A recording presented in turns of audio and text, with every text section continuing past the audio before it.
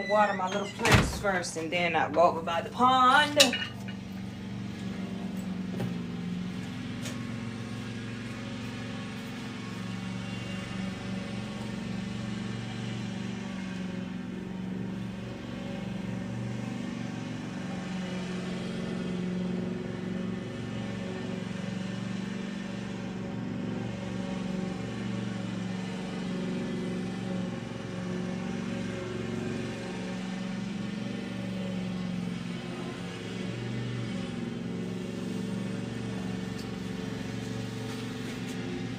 Guys, what's up, guys? Come on in. Hey, Naisha. Okay, so what I got going on? So I'm gonna water my little plants. Okay, so what I got going on? So I'm gonna water my little plants. Hold on, let me.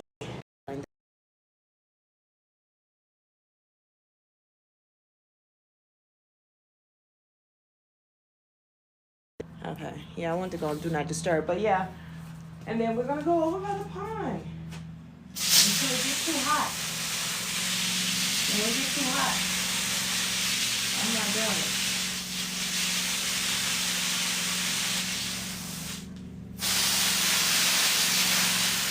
How was your day today? Thank you for the likes.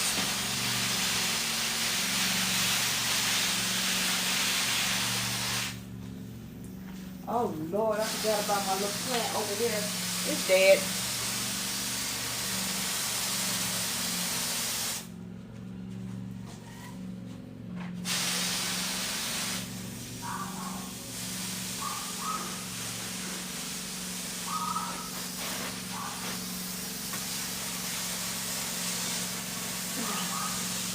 I be forgetting about my little plants in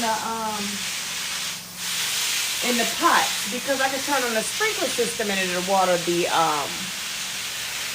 ones on the ground, but I do forget. My little tulips over there done died. They'll be back next year. So I'm gonna actually take it inside and put it on the patio, child.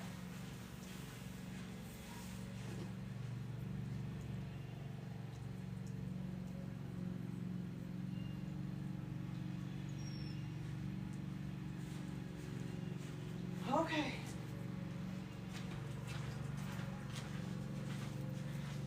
All right, you guys. So let's see what we got. Okay, just coming to a better understanding of my life. Okay, that's what's up. That's what we always want. We always want to become the best version of ourselves. So that's part of growth. That means that you're doing what you're supposed to be doing. When you get ready to operate in your purpose, when God is getting ready to elevate you, that's what happened. You start focusing on trying to make yourself better. So you guys, thank y'all for joining. I am Coach Nye, and I teach self-love, first off, how to love yourself and how to pour into yourself and take all that and operate in your purpose. So with that being said, I teach you how to love yourself and heal spiritually, mentally, and physically so you can operate in your purpose. So come on. So if you guys are new, what we do is last year we did it. And then, winter came and then we couldn't go by the pond. But guess what? Oh. Now, where that water heating from? Oh, okay. But now it's hot now. Now we can go by the pond. Listen. And if you know I've been working on my lawnmower. I had to order another piece. So it's looking a little bit messy out here. It's looking real messy right now. It's looking real hot, messy-ish. Now, where did my son put my stuff? See, this...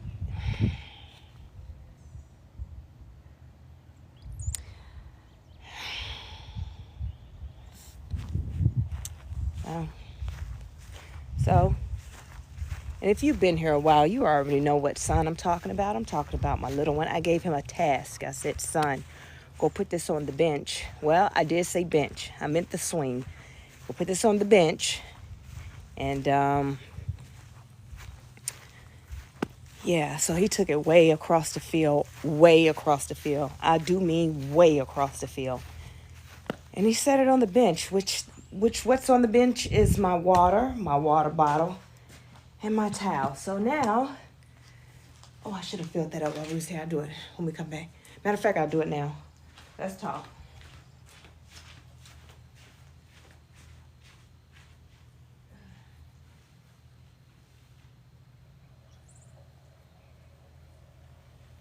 So now we gotta walk all the way across the field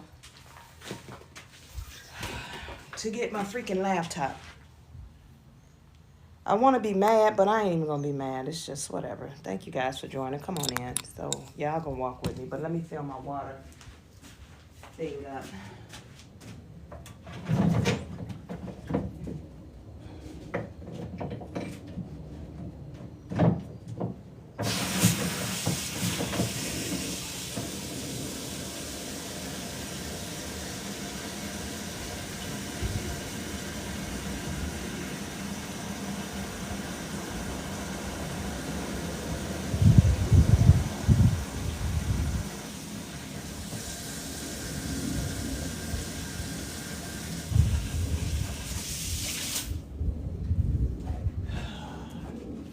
You know, I'm gonna go inside and I'm gonna change my shirt because I see I'm about to burn up out here trying to, because I had to go into the office today. So in the office, it get cold in the office. So y'all bear with me. Hold on, we're coming through. Hold on.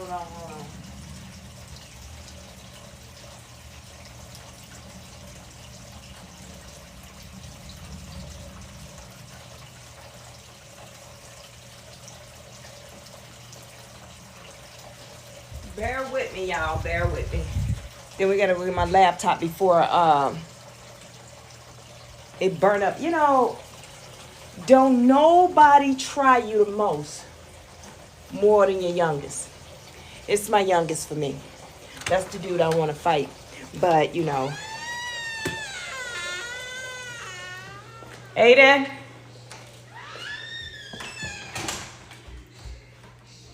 Now, when have I ever went live by the pond way over there? You said the bench. I know. I just, huh? I'm live right now.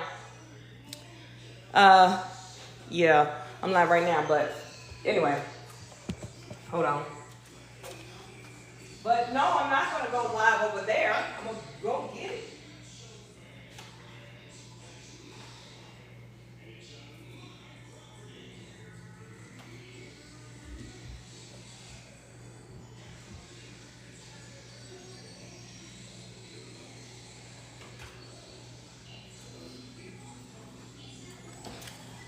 All right, y'all ready?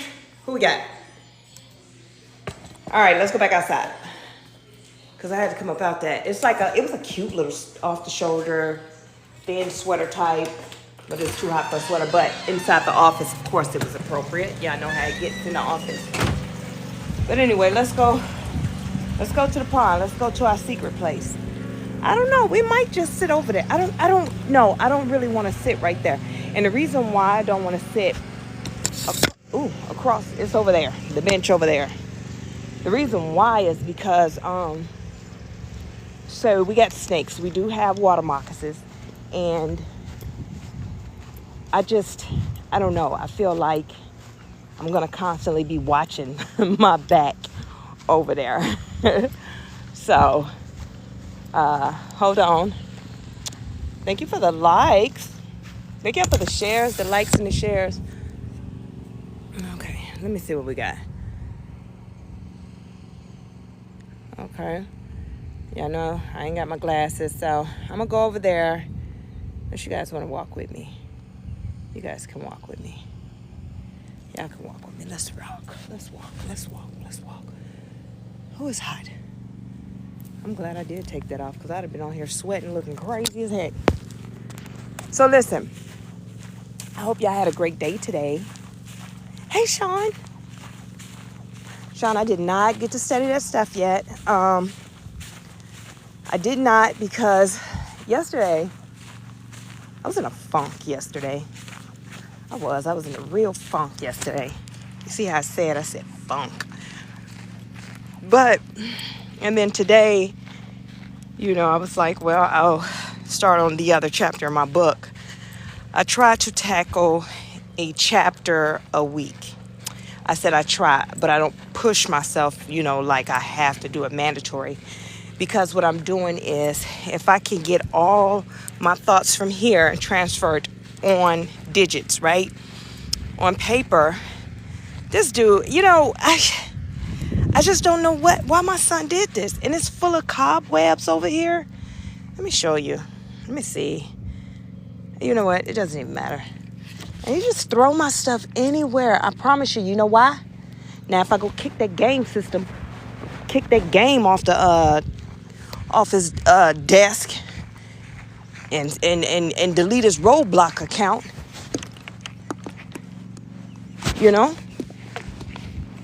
then I'd be wrong.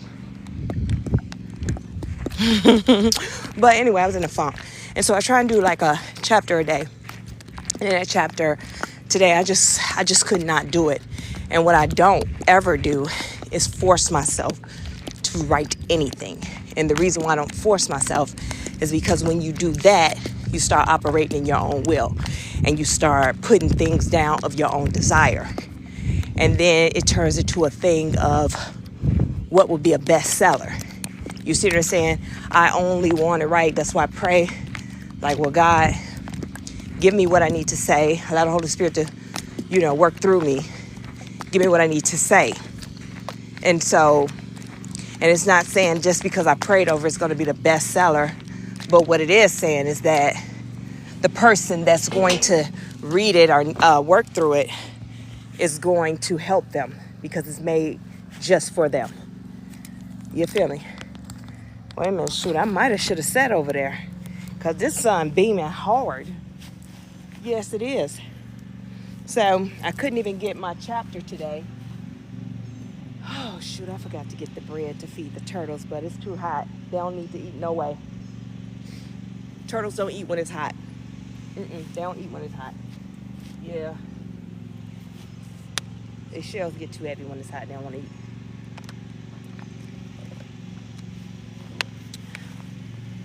So, yeah, come on in, guys. So, listen.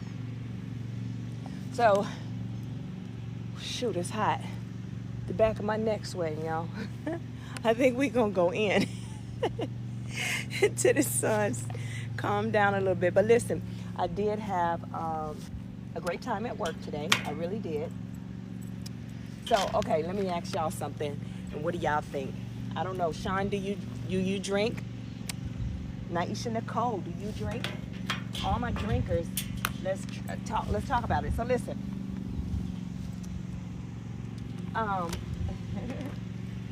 so we was having a conversation and they were talking about whiskey, the different types of whiskey.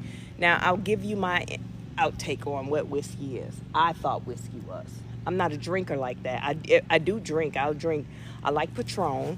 I like to take shots of Patron, and if I'm going to have a drink. Here, let me turn this way. God, dog, that sun is just, it doesn't like me. And if I do drink, I'll drink, let me find a good spot so the sun won't be beaming on us. If I do drink, I'll drink vodka and pineapple juice. That's how I mix. That's it. And it ain't a serious, different type of vodka. It's Tito's. It's just something simple. I'm a simple chick, right? So, I don't like the sun. It's stupid. Ooh, this sun's stupid. I got an idea. Come on, let's go. Only thing about it is, I know coyotes usually don't come out until nighttime. But, for me, in my mind, they just be waiting on me. And deers and stuff like that. Like, they just be waiting on me, like, to get close enough so they can snatch me up, so they can take me out. So what I'm going to do is I kind of cut the corner over here, get a little bit away from me. Anyway, so back to what I was saying. So I'm not much of a drinker, so I don't really know. So when it comes to brown liquor, I don't drink brown liquor. I stopped drinking brown liquor a long time ago because brown liquor, you know, for some reason it was like, I felt like it was like tough man juice. I felt real tough. I felt real tough. Let me turn this off. A-Town juice. I felt real tough. I felt real tough. Let me turn this off. A-Town, what's the A-Town, what's up? Hey guys. So can you guys hear me? Let me see. Okay, there we go. Dang, this sun is just like, why you so obsessed with me? I wanna know. I thought I was hiding from it, but I didn't. So listen, so I didn't know anything about, I don't know nothing about drinking anyway. Back when I used to drink brown liquor, I used to drink E&J. I mean, that was cheap liquor. And it used to have me fighting. So I stopped drinking brown liquor. Never been into, just not a brown liquor girl. So listen, so today, just not a brown liquor girl. So listen, so today, okay, so today we were talking about whiskeys. And I was at work and I was talking about the different whiskeys, about how I'm trying to find me a spot because it's hot. The different whiskeys there is, and how smooth they go down, and blah, blah, blah, blah, blah. And I'm like, okay, you know, I thought whiskey, and this is no lie because I'm not a drinker like that. I thought whiskey was like two things. I thought whiskey was like, you know, rich folk, you know, they have their little whiskey, you know. And then I'm like, wait a minute, because I hear people say bourbon, so I'm like, okay, that's rich people stuff. And then I hear whiskey, like, you know, that's cheap liquor. So I didn't really know where to put whiskey at. And then they, you know, that Beyonce came out with her whiskey, and I'm like, oh, I guess it's supposed to be a fancy thing. So I don't know where whiskey lies in the thing. So then they like cognac. I think I said that right. So they like, you know, you have your, and this was funny. Y'all don't take my black folk card. They said Hennessy was like cheap. That's why, honestly, I remember going out to the club, or when I see pictures and things, people be having the sparks lit in the Hennessy, and they be walking like everybody always talking about Hennessy. I thought it was a cheap drink. I mean, I will buy it to entertain when I have family over, but it's just, you know, they drink it and everybody go crazy about it. But I'm like, this is the cheapest liquor ever. I'm thinking, because I'm thinking it's something better out there. So I just got schooled today about the different alcohols or whatever, right? So I'm like, well, I want to try some whiskey. And so I'm trying to find some. I would like to go, I don't know if they do it like a wine tasting. I don't know. You know, I don't know what they do with it. Look like the sun trying to shift so we can go back to the pond. I don't know if they do it like a wine taste. I want to go somewhere that I can do that. I know they have places where you can have cigars and stuff like that. I want to try a cigar too.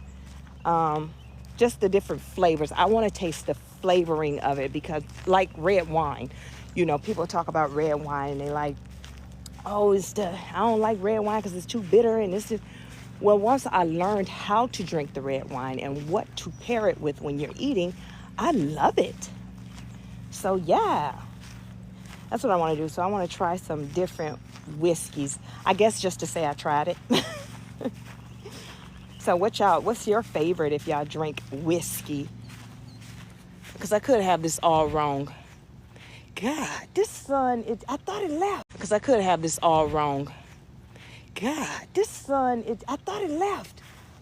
Let me prop you up over here. Let me prop you up over here.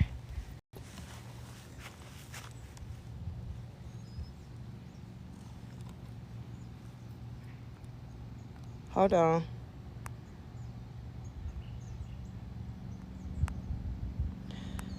Okay, who is this? Okay, I really can't see. I have a question. Go ahead, ask your question. As long as it ain't negative. We don't do negativity over here. We try and stay positive over here. So y'all, let me know what you think. What's your favorite type? Let me turn this on so I can read your question better.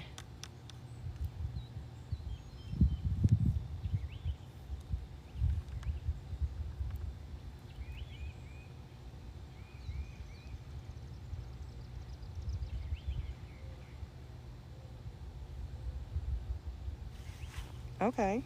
What's up? Talk about it, because we're about to get into conversation. Maybe this will jump off our conversation. Let me go here. Remember, we keep it positive over here.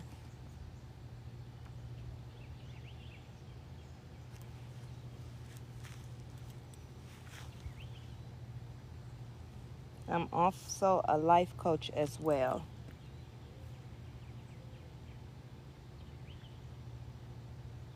Okay, let me see. Oh, my internet ain't popping up. Right.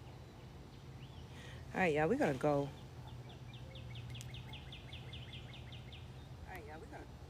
Yeah, we're gonna shift over here because I can't find a good spot. I really wanted to come out by the sun today and just chat, but it ain't working for us. Not right now. Let me get that water.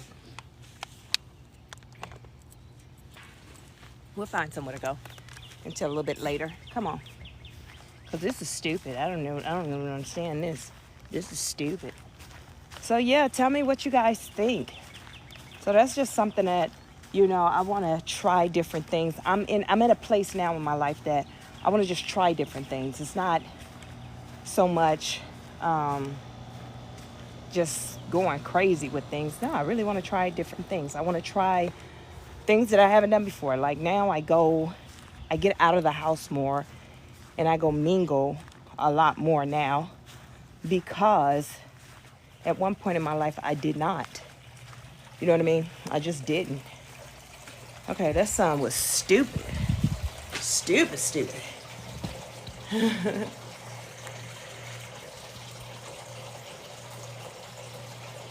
And see, I am an outdoor person. I love it. It's just that I'm telling you, I was out here. Oh, Jesus Christ. I was out here earlier and I was sitting at the swing because that's where I clear my mind. And I was sitting at the swing and clearing my mind. I was like, you know what? Let me go live. I can go live. Let me go live. Yeah, let me go live and whew. And since the sun is not out so horribly bad, girl, bye. That sun was like, no, I ain't. Here I go, sis. I'm right here. Where you at? Whew. We'll try that another time. Whew. Shana got hot. Wig about to slip on off. Please don't. Okay, Dawn Marie, what you got? Did I miss anybody's questions? Did anybody? What you got? Yeah, it is beautiful out there, Sean. It's just that it's just too hot for me. What you got? Yeah, it is beautiful out there, Sean. It's just that it's just too hot for me. That's just stupid. It's just too much for me. I don't like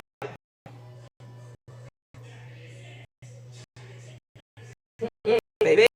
Oh. Shoot, that sun would turn me 2 more shades darker. Yes, sir. I don't want that. I don't want that smoke. I don't like it at all. I don't like the way I feel right now. I am not liking this. Whew. I need to cool off. Gee. This is stupid. Shoot. Come on, guys. Let's get some, we can get some, I gotta sit down. Get some of this, fan going on. Okay. I think we'll drop this down some. So, let me get my computer. Let me sit down.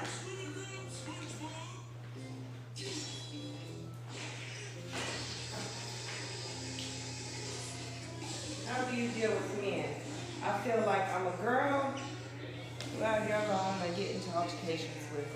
Okay, well, we got a conversation going. Hold on, let me get the light on.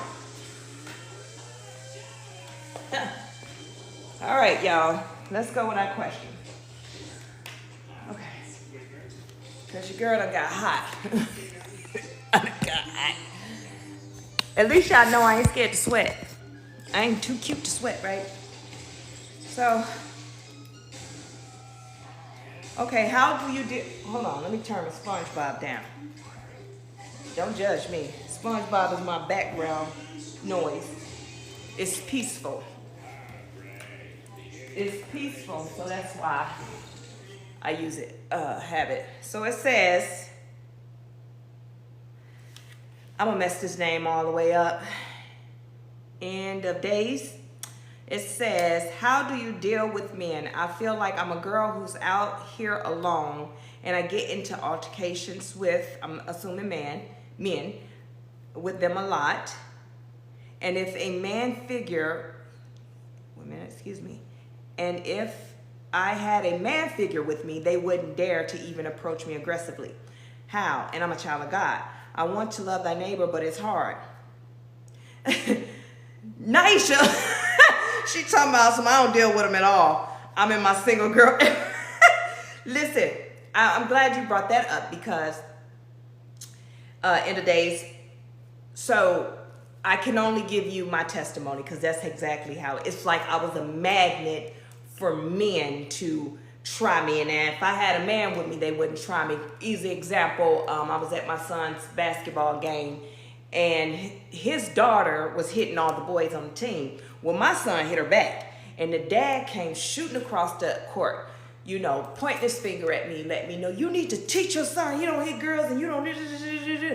Now, see, I was a fighter. And in that era, in that time when he did that, I am a fighter. You know, I'm ready to box. But I allowed him to say what he had to say. And then I checked him, because here I am sitting as a lady, leaving work. I had my heels on. Right. I have my heels on. I have my nice little blouse on. But then I had to check him like he a ninja, like we both ninjas, right? However, I used to get mad about it, but what I learned in my healing process, it had nothing to do with me. It has nothing to do with you. Men, the spirit in them it's the masculine spirit that's in us. We all have masculine and feminine energy, right?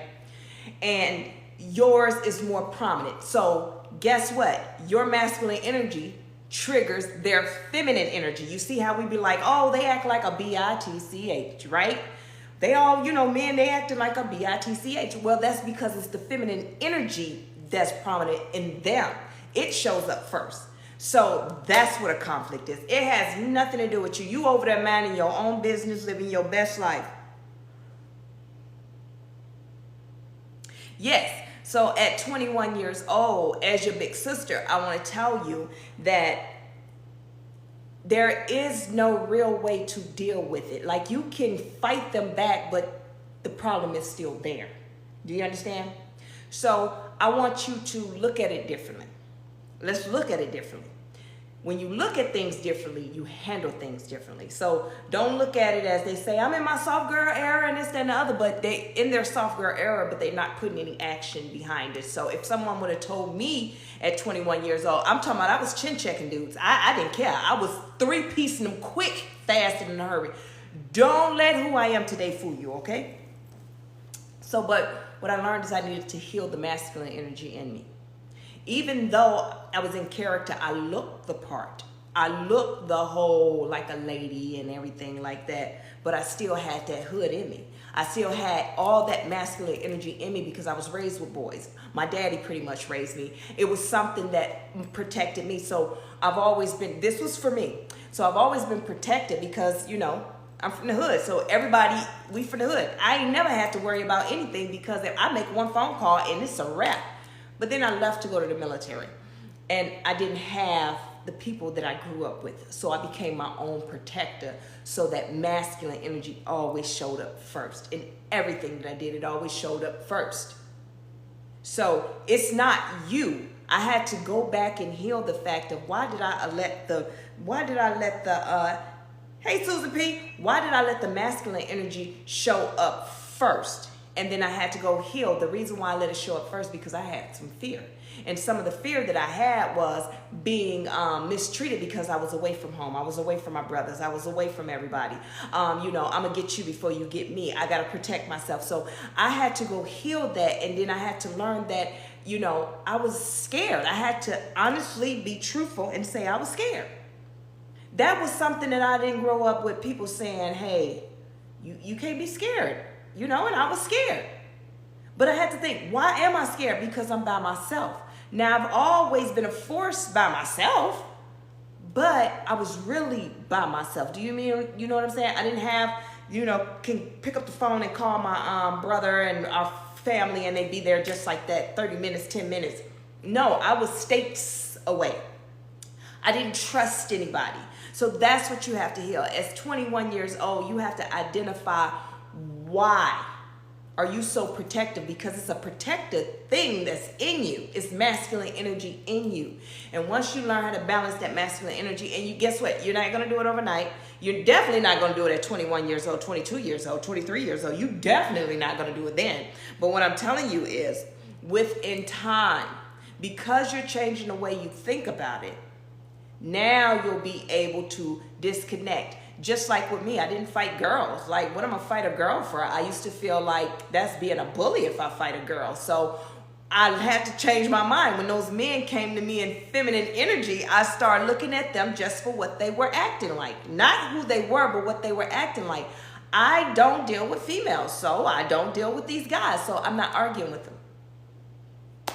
I'm not arguing with you. I'm not fighting with you, because I understand what it is. It is not that he's a bitch. It's just that's the energy just showing up first. And he don't understand that he's in feminine energy. Does that make sense for you, boo-boo?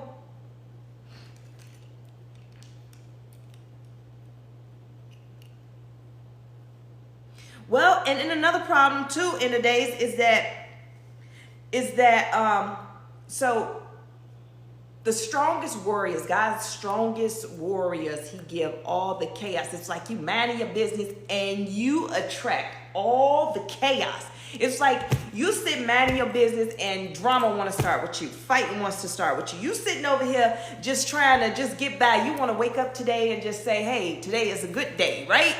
But no, it's because of the fact, if I had someone to tell me that when I was younger, to tell me, hey, Ty, you need to get over here, little girl. But if I had someone to teach me that and to tell me that when I was younger, I would have been such a better person, because I would have understood my worth. I would have understood my purpose. I would have understood that God is doing these things to me because I got a bigger mission. And the longer that it takes me to learn, the longer it's going to take. So think if I was 21 and I was learning the lessons then, I'd have been in my purpose way in my 30s. And guess what? That multimillionaire, billionaire standing on stages, motivational speaking, and everyone like, oh my God, I love her. She's young and I want to listen to her. She's young and I want to be her. This is who I want to listen, I'm getting too dramatic. But anyway, but you get what I'm saying, right? So take that and, find people that are like-minded. You have to disconnect. And at 21 years old, it's going to take some time. Because another thing that your problem is probably is you give everybody the benefit of the doubt. You trust everybody. It's just like, hey, if that's who they say they is, I'm going to give you the benefit of the doubt. And now you want to piss me off. Now you done took from me. Now you done ran over you. Now you done, took advantage of me. Now you done did these things. And now guess what you're doing now? You're taking all that and you're feeding the doggone masculine energy in you that's causing you to stand up and protect. Hey, Cindy. So, yeah.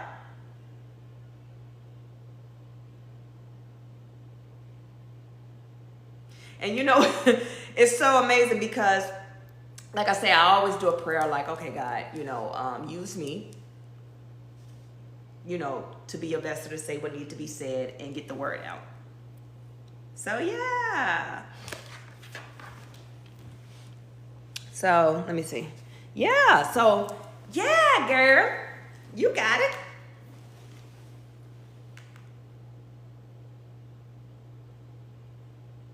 You got it.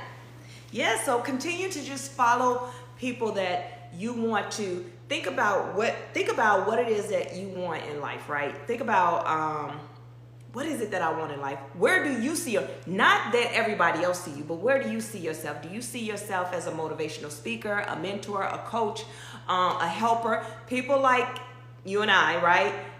We always want to help somebody. That's why we magnets for things. And so start living up to that, not living up to the standards of where you are right now, where people put the standards, put you at a standard. They put you at a standard of, oh, you ain't nothing but a fighter, you ain't nothing but hood, you ain't nothing. People are always going to put you there, and that's their job, is to put you there. And the reason why their job is to put you there, because the enemy has to keep you from operating in your purpose. So keep you there stuck in the mindset. I was stuck in the mindset for so long of what everybody else said that I was, and I was none of those things.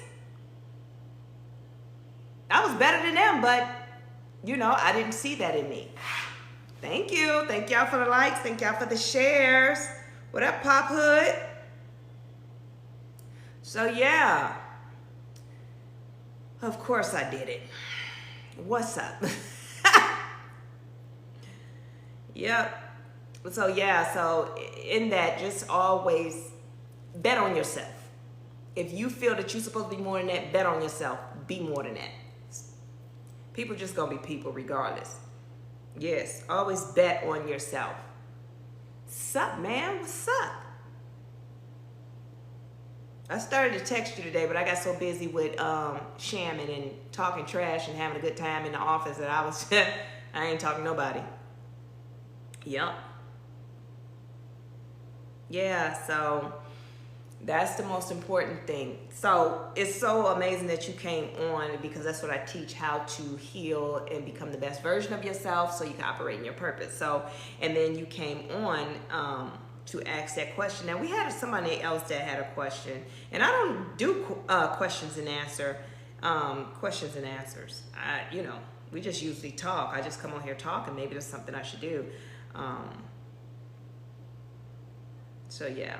Let me see. It was somebody else. I guess she never asked her question. What was her name?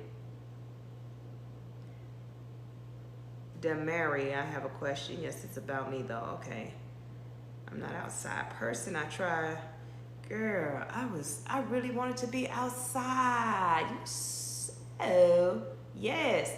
I really wanted to be outside. I mean, it was so nice. And then the sun came and was like, no, you ain't standing over here. I even went as far as to stand closer to the woods where I know the deers be coming out at. Yeah, they're gonna try to take me out. But it's all good.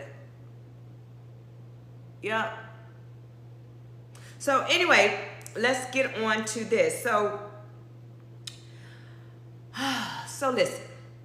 Y'all, oh yeah, first off, thanks for the likes, thanks for your shares, thanks for the gifts, because one of the issues that I'm having with my lives now is, I guess you call it shadow banned or whatever the case, because I'm considered a bot. So you guys, the only way to get out there if you guys push it out there.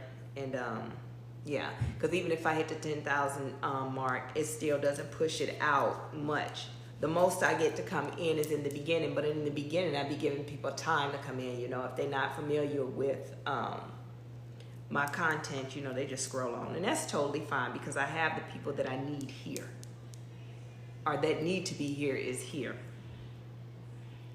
So I know we talked about our whiskeys. Nobody told me nothing. So I guess we just gonna leave it as that. I'm going to try it though. I really am going to try it. I'm going to try some different type. What I want to do is, it's like I'm a new me,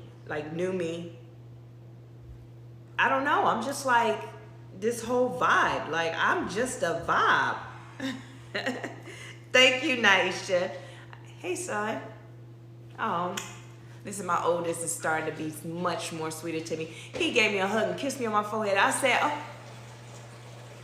it just made my day.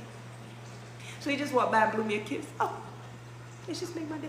And if you know, because my son is just not into all that. He's just not, he don't like to be bothered. He just like, leave me alone, go about your business. Mom, you good? All right, cool, I'm out. So, it's like he get to be my baby all over again. You know what I mean? It was like me and him had the best relationship, hanging out and all that. And then that little boy was born and came in between us, because I had to pour so much into the little one. He was so needy. He was just so much. He was too much. He was a lot. So that, forced my oldest me to have to force my oldest to kind of grow up a little bit more, you know, not sit in that baby stage, because I couldn't do it. It was just me and them two, and I had C-sections with both of them, but this time it was a little bit heavy because now he's in kindergarten, and I got to come up and down the stairs. You know, you're not supposed to be doing any of that after you have a C-section. I got to take him to school. I was supposed to be resting, you know. They say the first couple of days, you know, you're not supposed to do anything. Not me. As soon as I got home, I had to drive him to school, get this little one. Like, I never had that time to rest. Amen. Thank you, God. I never had that time to really rest and, you know, heal.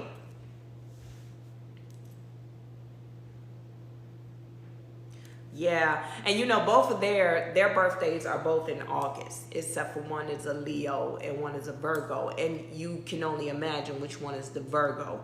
So the little one, me and him, you know, two earth signs, we kind of, like, we vibe until we don't. Because I'm more mellow, you know, as Taurus. I'm just more laid back, and, you know, I'm more of a, listen, just chill out. Just get it done. Let's make it happen. You know, here's the rules, laws, and regulations. We're going to follow those. And then there's my youngest one is just like, yeah, those are the rules, regulations. And I ain't following nothing. I'm going to do me. So that's what we bump head. And then the Leo, my oldest son, is just more of the balance of, he ain't trying to hit none of that on either side. Like, basically, mama, you go to your room.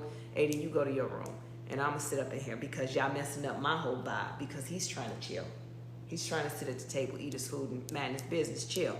And me and the little one arguing, so he like break it up and send us. I don't even know how that become a thing. I'm the adult. But anyway, a whole nother story. You got to know us to understand it.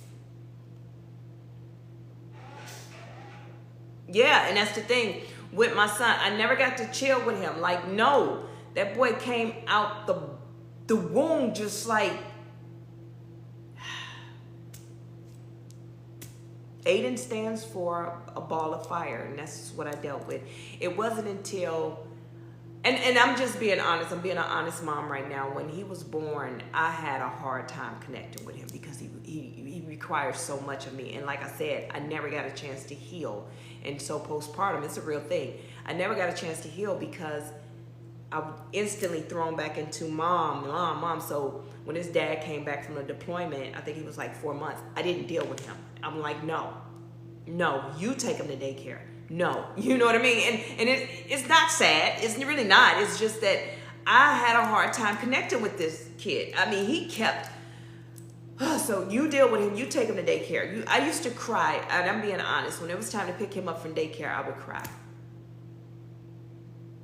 I would sit in the parking lot. He was always the last one to get picked up. I mean, I don't care how you feel about me. He was. I cried. I would cry. And then when I would go in, it's just the way he would do it. Like, no, you don't understand. He would. I come in, and you know, I try and act normal. And then they say, I said, well, how was this day? He does excellent every day, all day. And I kind of side-eye bombastic, and he look at me, and that joker be sitting there like this. Now, he's only a couple of months. He started daycare at, you know, you can start at 6 weeks. He definitely started at 6 weeks. I don't care. You in there at 6 weeks. This is how he would sit there with his face balled up. It was like all I got out of that threat was, I can't wait to get your ass home. And that's how I felt. So as I'm packing the bottles up into the diaper bag, and you know, you can judge me or whatever, while I'm packing those bottles up, that's all I'm feeling, that's what he's saying to me, because every time I look back at him, you don't understand, I wanted to cry, like drop to my knees and cry, like, Jesus, take the wheel. Because when I get home, I never got any sleep. Every 2 hours, it was just, he cried. I stopped being able to sleep in my bed. I just started sleeping on the couch, and I found a way to put him in a swing. Like, that's pretty much how he slept, because it was every 2 hours. And he got to the point that he's old enough, so when his dad came home from deployment, it was like, no, I can't do this. Like, this one is you. I got the big one, you know. But then I would feel guilty, like, oh, That's my baby. Like, oh, you know, I would feel guilty, but this kid took so much out of me. And like I said, a lot of people think postpartum depression, it only happened in the white community. No, it happens in our community, and nobody allow us to feel that. Nobody allow us to go through the process of healing the postpartum. And it wasn't until he was about 2 when me and him started being like, I was like, oh, wait a minute, you kind of, all right, like we got cool on accident. Like he was chilling, you know, I'm chilling on the couch, because it was always felt like when he come around, I don't know, it just flared up my anxiety. Every time he came around, the boy made me nervous. I just was like, okay. So he on one end of the couch, leaning on the bottom part, leaning on it like this, and I'm sitting kind of like this on the couch, and he looked over at me. And I'm like, damn, I made eye contact. So now, you know, I can't. Like, this is weird for me to go, you know, so it made eye contact. So he looking at me, I'm looking at him. Okay, and I'm thinking to myself, you already ate, you already bathed, you already did everything. What hell is you about to give me? And I was really different when it came to disciplining him. I didn't as much because I never wanted to come from a place out of my emotions. So that's how careful I was with him, because I was so broken and had so much postpartum. I had all these things. So I never, you know, as if I will never mistreat my kids. I will never, you know, so when he was there, I just look at him while he looking at me, and I'm like, oh, shit, here we go. And he looked over at me, and he just bust out laughing. And I start laughing. Then he started laughing. And I started laughing. He always was attached to me. Like, I couldn't go to the bathroom. Everywhere I went, he was there. So it's not like he wasn't comfortable being around me. It's just that I never got a chance to break from him. My break from him was daycare. So, hey, Truckin' Pretty.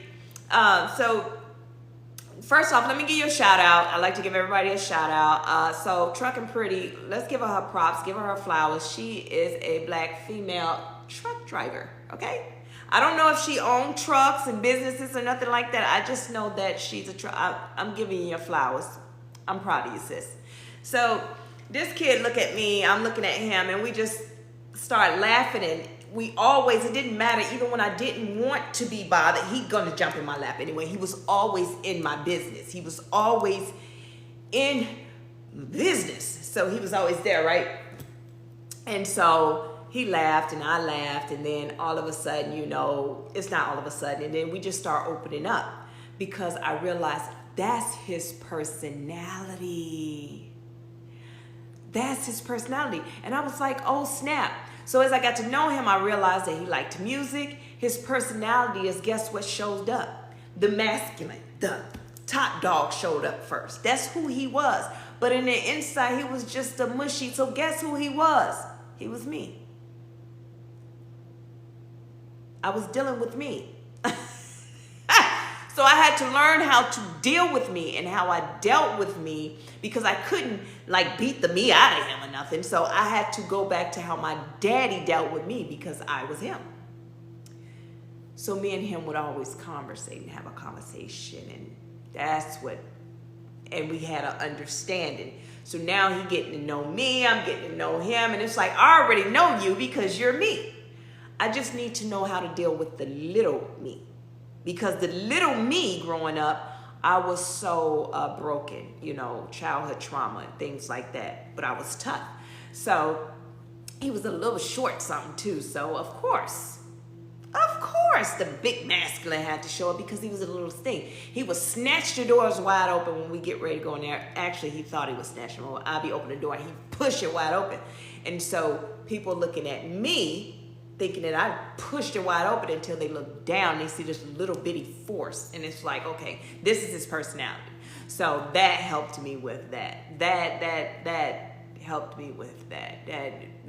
That's my kid, and you know, That's all my blood running through him. And now he's more balanced now. He's very logical. He's very, anything he touch, he does well in. I mean, thank y'all for the like, shares, and follow. Anything he touch, he does well in. He's multi-talented, you know, well-rounded. Everything is just like me except for, and matter of fact, no, even his smart mouth. You know, when I was younger, when my mom would talk to me, I couldn't understand why she was busting me upside my head. And all I thought was I was just having a conversation. Like, I didn't have an attitude. That was my facial expression. I was always in trouble, you know, as a younger soldier in the military, because it's like, what a perception is, you got an attitude. And I ain't got no attitude. I'm just here, like, talk. You know, they're talking and I'm just looking, so they thought I had an attitude. So guess what? That's what my son do. And I have to catch myself, you know, because I'm about to bust that dude wide open. So I just had to understand some things about my top dog. Yep. Okay, that's what's up, Truckin' Pretty. So listen. So I don't know how we got on that, but we're still going to talk about our other things. Yeah, Cindy, she laughing because she know my son. He is something else. But that's my little dude. So I think it's so important as black women, black men too, especially black men. Let's talk about our brothers, right? The reason why it's so important for them to get the mental health and get the checkups and things like that, because as I talk about in the book that I wrote and in the workbook that I'm writing is men were taught, just imagine this, lady, just imagine this. Let me paint the picture of what the world said a man is. It doesn't matter if you're white, black, whatever, but black, the reason why I'm saying black is because that's my culture, and I understand what is expected and required of them, because we got to trace it all the way back. So let's talk about right now.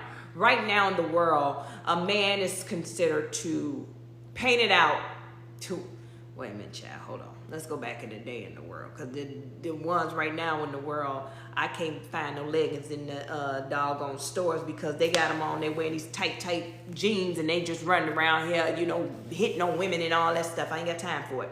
But what the black man was supposed to be looked at as this provider, this protector, this one that, you know what I mean, can conquer all. They didn't have emotions. The only emotions that they had was proud. They couldn't even be happy, show happiness, because it showed a sign of weakness. So they always had to have this stoic face, this face of, yes, I'm here. They never was allowed to cry, even weep. Even if they lost somebody, they wasn't allowed to cry.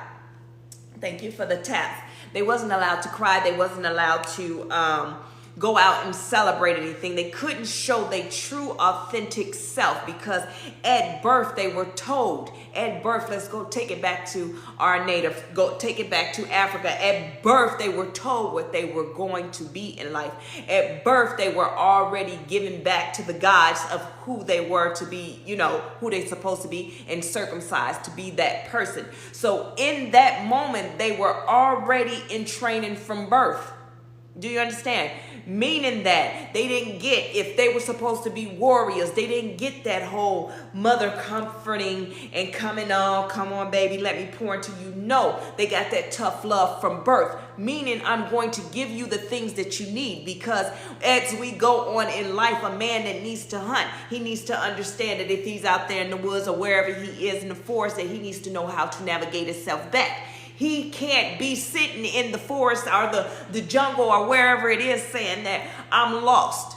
No, you need to learn how to navigate without the love. Meaning that their mothers love them. There's no way a mother can have a child and not love them. Now, the way that they deal with their kids is totally different. But that a piece of me is in my children, and a piece of them will always be in me. No matter what happened, I'm going to always be in them, and they're all going to always be in me. It does not matter. So how can I not love the piece that's, you know, that's in me? If I don't love the piece that's in me, my child, that means that I don't love myself. So if you don't love yourself, you can't properly love anyway. So let's get back on topic.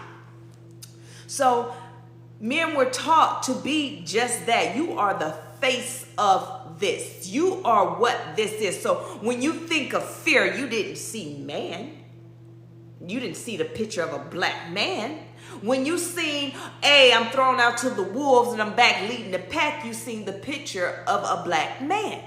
You seen the picture of a black man when it came down to strength, when it came down to anything, warrior. You seen that, so they were taught at birth that this is what you are and this is what you're going to be. So the mental health is real. So guess what happens? Now, when a man feels that he's not able to do something. So let's take an example of he hurt himself, he's disabled. Now he can't be the man that he was told he has to be. Do you understand? The man that he was told he has to be, if he can't be that man, then he was labeled something. Then he must be gay. He must be this. He must be that.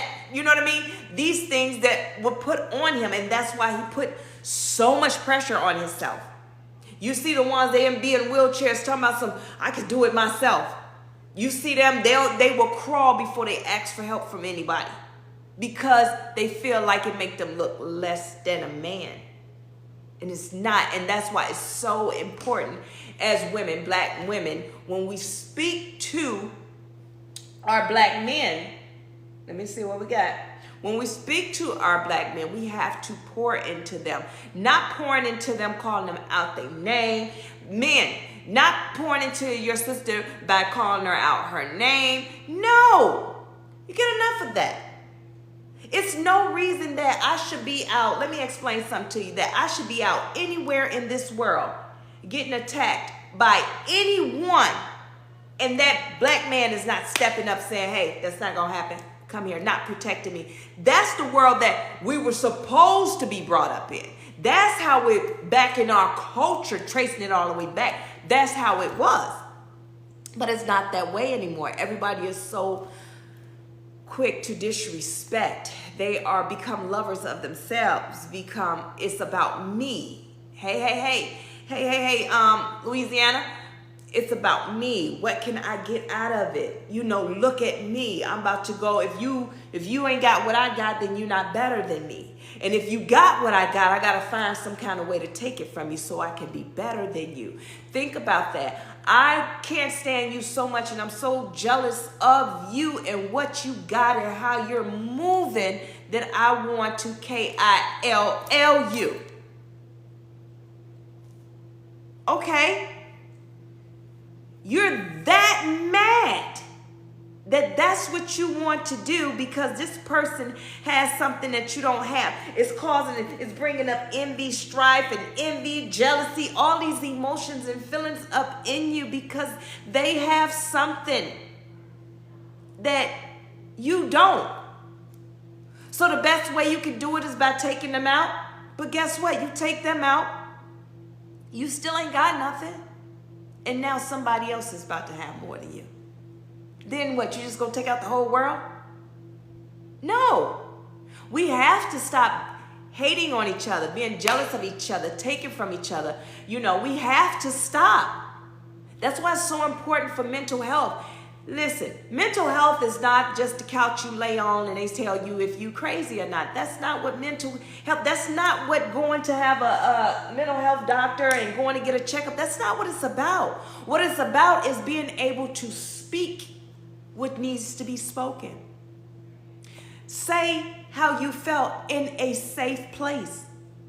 Help you rethink or reorganize your thoughts. Help you get to the root of the problem of why do you hate someone. Let me explain something to you. I think for me, what's been hurting me the most lately and been causing me to weep a lot for people. Hold on, let me fix this.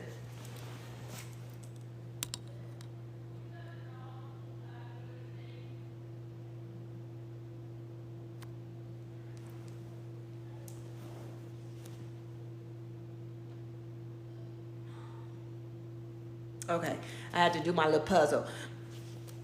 It's been making me weep so much for other people. It's because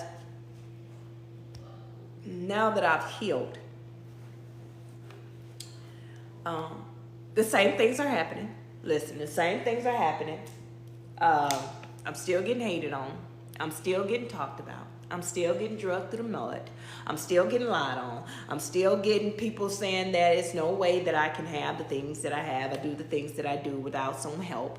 I have so many sugar daddies, and when they get ready to finish telling the story, I have so many boyfriends when they finish getting ready to the story. You know, they discredit me. And for a black woman, it's like what you're saying is that I'm not good enough to be able to do this alone. My life alone, you know, have the things that I have by myself. Like I can't build a destiny or an empire by myself. But they never think about where did it come from? Who built this? Okay, who built this? Who built this? Everything was built through a woman.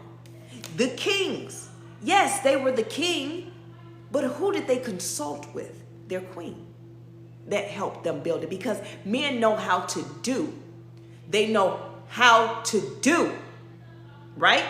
Execute.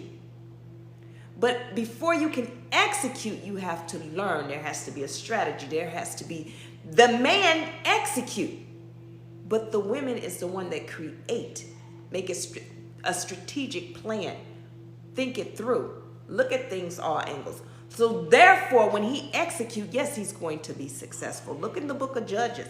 Look at Deborah. She was a prophet. She was a judge. She helped everyone with all their problems, judging them for this, that, and the third. Hey, you was wrong. You was wrong. When it came down to them going to war, when you break it all down, and whatever way you want to break it down in the Bible, I'm going to break it down for you real smooth so I understand it. Well, listen, the man needed some advice. Listen, how we going to win this war? Can you go with me? Her words were pretty much like, hey, you know, if I go, then what's going to happen? They're going to say a woman. They're going to say I did it. At that point, that man didn't even care. Because of the fact he knew he needed help. It didn't say that he went to somebody else. It didn't say that he went to his counsel. It didn't say that, it said it went to Deborah.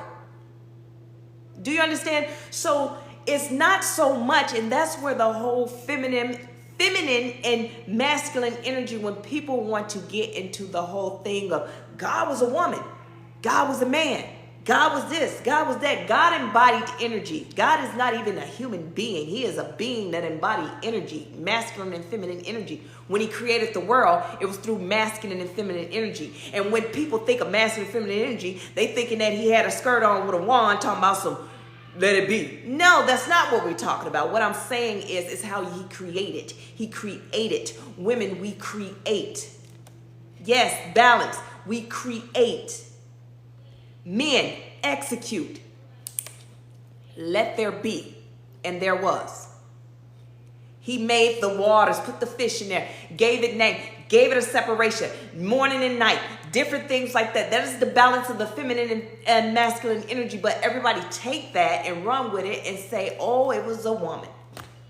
You know, everybody has the masculine and feminine energy. So what I want you guys to understand is when you decide to disrespect a woman, I'm speaking for my culture because I'm black. I can talk for blacks. You know what I mean? So it's not a separation of a white, black, brown. No. So to my black men and my black sisters, it's just like this. Before you open your mouth to fuss at him, cuss him out to show him how tough you are and how much bigger you are, and this, that, and the third, understand that he has feelings too.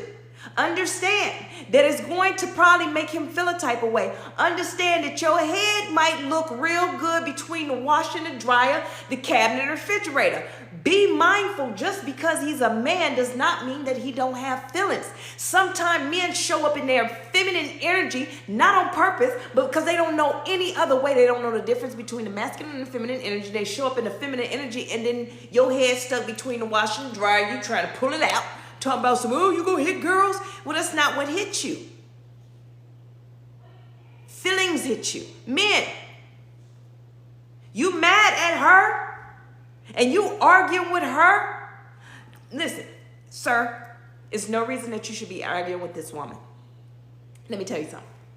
In everything, always check yourself. Women and men, check yourself. Women, because guess what? I can tell you about it because I used to do it. Let me tell you something. I used to go all the way into, I got veins popping out my forehead, my neck, my voice leaving, because I'm going in and I'm checking you hard, especially with a dude. I don't even want to argue with girls. They stupid. I want the dude. Matter of fact, you did something to my son. I don't want your mama. Bring your daddy, because I'm going to beat him up in front of you. You know how to teach the girls, if a boy kick them in their private part, yeah, go ahead. Because I know who taught you that. Your daddy taught you that. Because he kicked my son in it. I want your daddy, because I'm going to beat him up in front of you.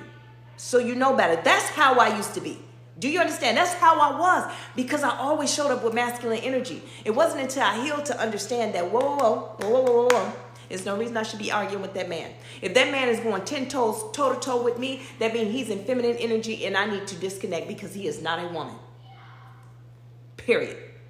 Men, if you're going toe to toe with women, you need to check yourself, because first off, if she's coming at you in masculine energy, you need to understand she is not a man. You need to disconnect and go on about your business. Let her calm down. And if she can't calm down, then you don't ever talk to her again.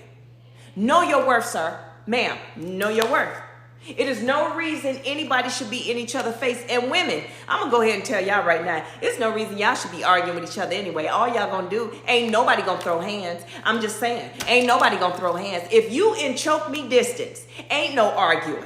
Ain't no arguing. You look crazy. If you in choke me distance and y'all just going back and forth and back and forth and back and forth, y'all don't want no smoke. So just go about your way.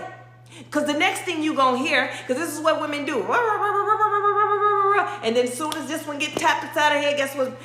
The next conversation you're going to hear is 911. What's your emergency? So why even put yourself in that situation? Women, why are you arguing with another woman? You ain't going to win no way. We women, you ain't going to win. I've learned that. And the thing is, I've accepted that. And I don't argue with women. You know why? Because I was raised pretty much by my father.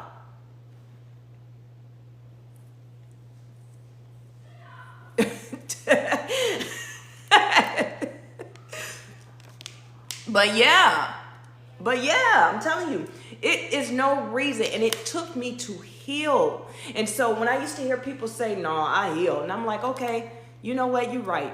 They'll tell me something about myself, because I was great at doing a self-reflection. But the problem was I didn't understand what healing was. So when they point something out, I'm like, you know what? You're right. I fixed it. That's right. Drop kick. And with the other hand swing. So the thing was, how can I heal? What is healing? I thought healing was you just acknowledge what it is and you move on. All I was doing is putting more pressure on top of the pressure on top of the pressure that already was hurting me. Thank you, Hank. All that pressure, everything that was hurting me, now I'm suppressing more. I'm constantly pushing the bag. I'm constantly pushing more in until I finally pop. Because that's all that was happening. Because I didn't know what healing was. It wasn't until I finally popped. It was more so, let me explain something to y'all. So all my life I've been this way. I've always been a good person. I'll give you the shirt off my back. I've always been a prayer. Anybody that know me know I'm a prayer. I'll give you the shirt off my back. I love, it just is what it is. I was always, oh my God, the worst relationships. I let anything be my boyfriend. I mean, like, you know what, fine. Because of the fact no one would talk to me. No one would, date me because of the fact they seen my worth. I just didn't see my worth. So they just, they knew, like, okay, I ain't good enough for her. And then the people that I would talk to, they'd be surprised that I talked to them. Like, man, me? So then the insecurities would kick in, right? The insecurities kick in because of the fact they didn't feel good enough to be dating me, someone like me, right? So then it became like, well, why you dating me? Well, and call out everything and then sit around and say, well, cause conflict out of insecurity. And so I'm like, why do I keep meeting the same guy? It's not that I'm meeting the same guy. I keep lowering my I have no standards at this point. So the only ones that's talking to me is the ones that know that they can't live up to my standard. And so I keep dating the insecure ones, the insecurity. He's insecure, right? Because when you break it down, when it comes back to it, it's always like, well, they always come back and say, and I just didn't. I just stopped. Like, why me? Why not you? My whole thing was, why not you? And it's not that, I gave people a chance, because I'm not a person that, I'm not big on looks and all that stuff. Hold on, let me see what we got here. Good evening. How are you today, my friend? I hope all is well. Yes, all is well. Hackman Hank, all is well. But yeah, so it was like, okay, they always come back and they say that. And I'm just like, listen, I'm easy to get along with. You know, I'm not into the whole look thing because my whole thing is my kids are already here. I ain't trying to have no more kids, you know. What I'm looking for is I'm looking for something that's much deeper. See, I'm looking for a protector. I'm looking for someone to secure me. So I always had me a hood dude. Don't get it twisted now. The hood ain't never really left me. I like a whole hood dude. You know, that was me. Like, yep, that's me. Yes, it is. Look at me go. Boom. You see it. And they had no idea why I'm with them. They just like, I got me. Look at this. You know, they all geeked about what they got. And it's like, you don't understand why you got me because I need a protector. See, they thought I was so tough and so this, that, and the third. I was looking for a protector because that's what I know. I know hood, right? So my hood, they protectors. You know what I mean? They ain't nobody supposed to play about me. You better watch out. Ain't nobody playing about me. He ain't, look at that shoulder, playing about me.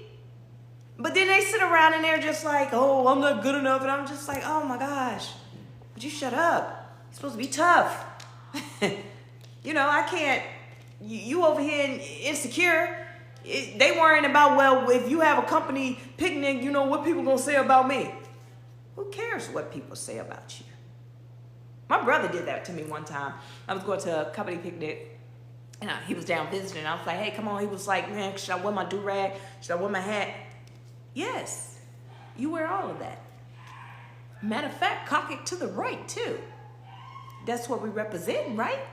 So why you going to change? Because of my profession? That's my job is for me. They don't dictate nothing you do. You be you. And I meant that. From the bottom of my heart. Because my whole thing is, when we get on post to this company function, if anybody say something to you, bruh, you ain't got to worry about it because they ain't. Nobody gonna say nothing to you. And that's how I was. So the same way I am, I expect somebody to be that for me.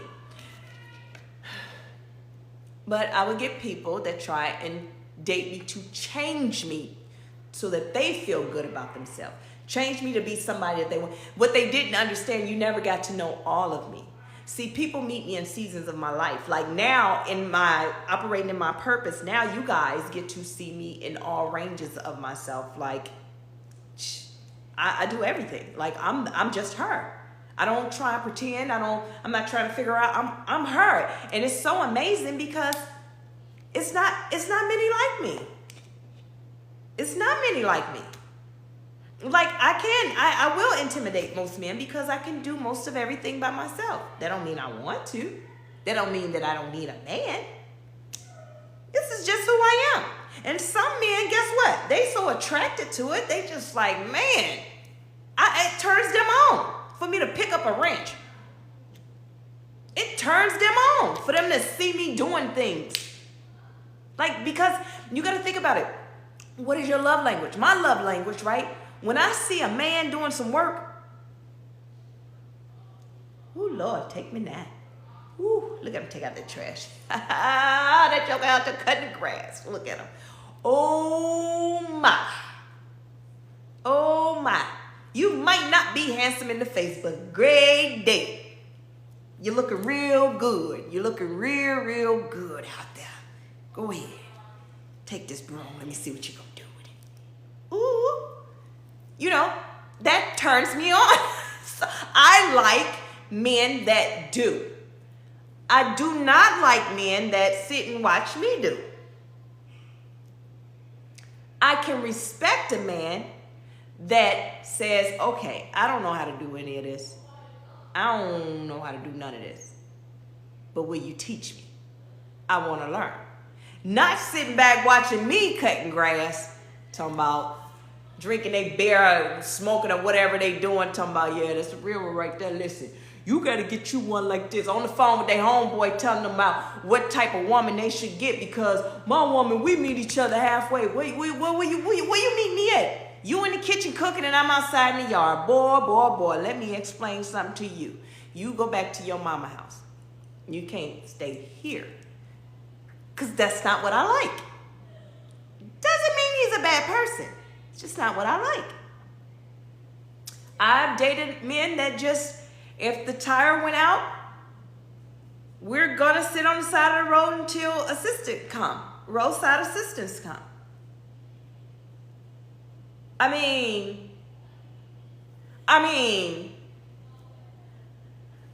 like, you know, I'm sitting here waiting because do I tell him that, hey, let's go change it? Because I don't care if I'm in heels. Oh, because I'm about to cause accidents. Because I'm going to be out here with my heels on chasing this tire. Like, what are we in the car for? But you know what? Whatever. So it's not that he's a bad person. He's just not my type. And everybody don't know how to change a tire. Don't get it twisted. Everybody don't know how to change a tire. That's not a knock on you guys. Everybody don't know how to change a tire. And guess what? That's what roadside assistance is for. But I'm more of the type of, let's identify the problem first. Identify it first before we go calling folks. Because you can save some money that way. I don't care if we make a lot of money. I don't care how much money I make.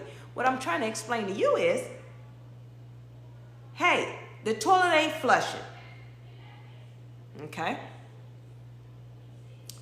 Okay? No more water is coming out. Okay? Now, it's wintertime. Thank you for the follow. It's wintertime. Don't go running calling no plumber when the pipes just froze. Let's give it some time. Let's give it some time. You know, I'm already trying to troubleshoot. All right, let's take it back. Let's take it back. You on the phone with the warranty company talking about some, I need to put in a claim. For why? Give us some time. That's why I say I'm not the cup of tea for everyone. I'm the cup of tea for men that like women like me.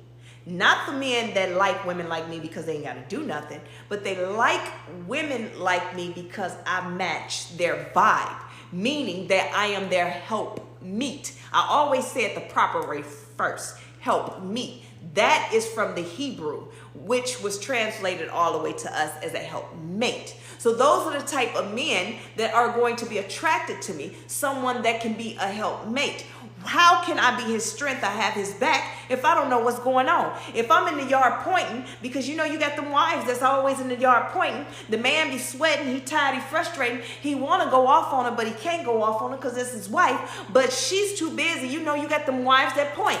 I want it this way, I want this planted there, and I want this, and I want that. See, I'm in the yard with you. We coming up with a plan together on how we about to make this great. Now that we're going to make it great, and see another thing, women, just because you know something don't mean that you got to know it all the time. Sit back. Be a lady sometime. Let that man have his one up. Because he probably going to say something dumb when it come to, listen, remember, create and execute. The man will execute the task. The women will create the idea. So we got the creativity in our mind of how we want it laid out. Sometimes if you leave it up to a man and you say, hey, let's go out here and plant the flowers, they're going to go and do exactly that.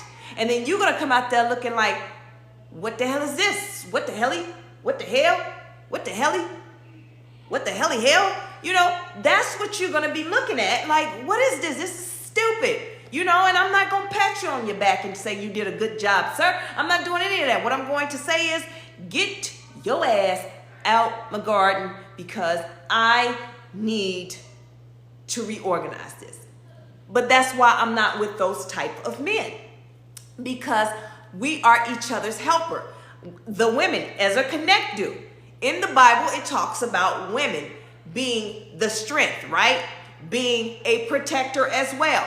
Being a helper, meaning that we were put on this earth not to be underneath, not to be on top, but to be equal to. Meaning that I came from your rib and all your important organs are right here. And that's what the rib protects. I have to protect you because you are a man that knows how to do. But you are also a man that will walk straight into traffic once he get full. So I am here to help guide you back in and say, hey, don't walk in traffic just yet. I know you done got full. Come on over here. Let me guide you as a connect do. So these are the men that I am attracted in the season of being to heal me. See, before I would attract anything. Matter of fact, I was attracted. It doesn't matter. When you heal, you attract any and everything that your heart desire, everything that you want, and everything that wants you. You're going to attract these things, right? And when you attract these things, you got to know what's for you and what's not for you. Just because I'm healed and I'm living a good life and I'm finally in a place of peace and happiness and I'm okay with who I am, I love who I am now, does not mean that I'm going to be with everybody. And everybody that wants to attach to me, I'm not going to allow everybody in my space. And the reason I'm not going to do that is because I understand now the spirit of discernment. So therefore, the men that I want, if you can't do it, are you willing to learn how to do it? Are you willing to, we build this together? Just because I'm my own Proverbs 31 woman, because we talk about this Proverbs 31 woman and this Proverbs 31 woman, y'all keep running out here trying to be a Proverbs 31 woman, right? Y'all go open y'all Bible and y'all turn to it and you say, start trying to be a Proverbs 31 woman, right? Y'all go open y'all Bible and y'all turn to it and you say, starting today, I'm going to be a Proverbs 31 woman. And you get your goofy up early in the morning, 4 o'clock in the morning, talking about I'm reading my Bible. I just meditate. I do my exercise. I eat healthy. I do this. And that is great. That is awesome. That is awesome. That is awesome. That is awesome. More kudos to you. But being a Proverbs 31 woman is so much more than being in character. Being in character. But Proverbs 31 woman was laying out the foundation of what it kind of, you can kind of measure it up to, look at. It gives you an idea, but you have to be your own Proverbs 31 woman. And you can only be your own Proverbs 31 woman when you understand what is your purpose. What is your purpose? Okay, somebody is interested in contacting me. Give me an inbox. Thank you for the follow. So, if you're not in your purpose, then guess what you're going to do? You're going to get in character. You're going to open Proverbs 31 and you're going to become that Proverbs 31. Now that I am healed, I am my own Proverbs 31. And men need to understand is that Ephesians 25, if you're not healed, you won't even know what to understand what an Ephesians 25 man is. You be sitting around talking about something like that. Yup, something like that. You know, I treat women right. I can cook a roast. Oh, okay. But you're not operating in your purpose.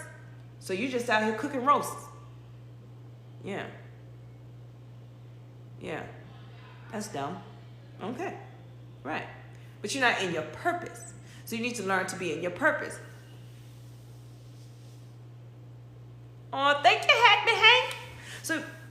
But you got to operate in your purpose. So operating your purpose, right? As an Ephesians 25, a 5:25 man, right? You operate in your purpose. You become your own man of God. Because you're in your purpose. Your purpose is for something totally different. But when you have not healed, you're going to get in character of that Ephesians 5:25 man. You're going to be walking around here like, yeah, because it says in the Bible, you know, women should submit and, this is how it should be. And I'm going to be like this. I love God, so I love you. But I love God, but I'm still out here cheating. But I love God, so I love you. But I'm still out here gambling up all our money, putting you last, talking down to you. But because you love God, you think that's just enough. And that's not enough. Ding dong. It's not enough. That's because you're in character. But when you really start operating your purpose and you heal, when you heal, see, that's why it's so important for mental health. It's not about, to get some crazy pills. Are you crazy? Are you this, that, and the third? No, it's not about that. Not about that at all. It is about healing, helping you heal. So helping you identify the root cause of the problems of why you treat the women the way you do, why you treat the men the way that you do. It's because that you're hurt somewhere, and it hurt somewhere in your childhood trauma, and it got you way back when.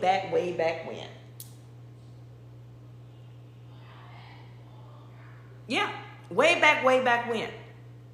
And you need to heal from that. So when you become your Ephesians 5:25 man, right? And you're your Proverbs 31 woman, you're your own. You're in your purpose. Y'all gonna come together. You're just gonna come together. It's not, hey Chapo, you're just gonna come together. Excuse me. You're just going to come together, period. There is no ifs, ands, or buts about it. There is no maybe that's the one, maybe that's not the one. No. Guess what? I'm just going to find the man that's going to tell me that, hey, I'm here. I'm here now. You don't have to do everything by yourself. I'm not going to be, oh, well, no, I'm good because if you do something for me, that means I got to do something. No, that's not who I am because I'm healed. I understand that now I get to be as a connect due to the man. I get to be a helpmate to the man, a helpmate to him. So I don't have to do this alone. Yes, as a Proverbs 31 woman, it says that she goes out, finds the field, and she buys it. Well, I've already done that. That don't make him less than a man to say, well, I ain't never lived with no woman, because he's healed. He's operating in his purpose. He understands the concept of money and wealth. Understanding what equity is. Meaning that just because his pride brought him in, he's so prideful that I can't stay in anything that you bought because then I don't feel like a man. So I'm going to have you sell yours so I can buy a house. See, a man that understands wealth understands that would be very stupid to do that. Because this is the investment. So since we already done got that kick started, I'm coming into the household, and you have children, so I'm going to come into this household with an understanding that this house has been operating way before I even got here. There are things that's set in place already that's been here before I've already gotten here. Kids are already set in their ways, so now I need to find a way to insert myself. But because you are who you're supposed to be, you're going to automatically insert yourself. You don't have to come in and say, I'm putting my foot down. Y'all gonna listen to me, because they ain't gonna listen to you. Matter of fact, I ain't gonna listen to you. Matter of fact, you can't come in here because you're not healed. But what I'm saying is respect is on you. It's in you. So you're going to get that anyway without having to do any of those things, because you are a healed man. You've already took an account like, okay, she got kids. She been raising these dudes by herself. This kid, you already understand that, okay, her 17-year-old, because you a man, he's turned into a man. This joker been cutting the grass all this time. He the man of the house. I know that I can't just go touch his grass because he gonna feel a type of way. You know, for women, we look at that and like, oh, that's so cute. He mad. Oh, he touching his grass. Not me. Because I understand that if you come and touch my oldest son's grass, you come and touch his grass, your ass is grass. That's how he feel. Period. This is his yard. You have to understand, when we bought this property, I bought it on the concept of this is you guys. I'm leaving to you guys, the wealth to you guys. So this is their land. This is their spot. Now, don't get it twisted. My child understands what respect is. But that healed man already know that, okay, this kid been cutting this girl, this is yard. Because he's going to have a conversation with him. Because he's a healed man, he's going to have a conversation with him. He's not having a conversation with him just to be shooting the breeze. No, he's having a conversation with him because he's trying to get an understanding of how and which ways to approach my son. Because my son is already a young man.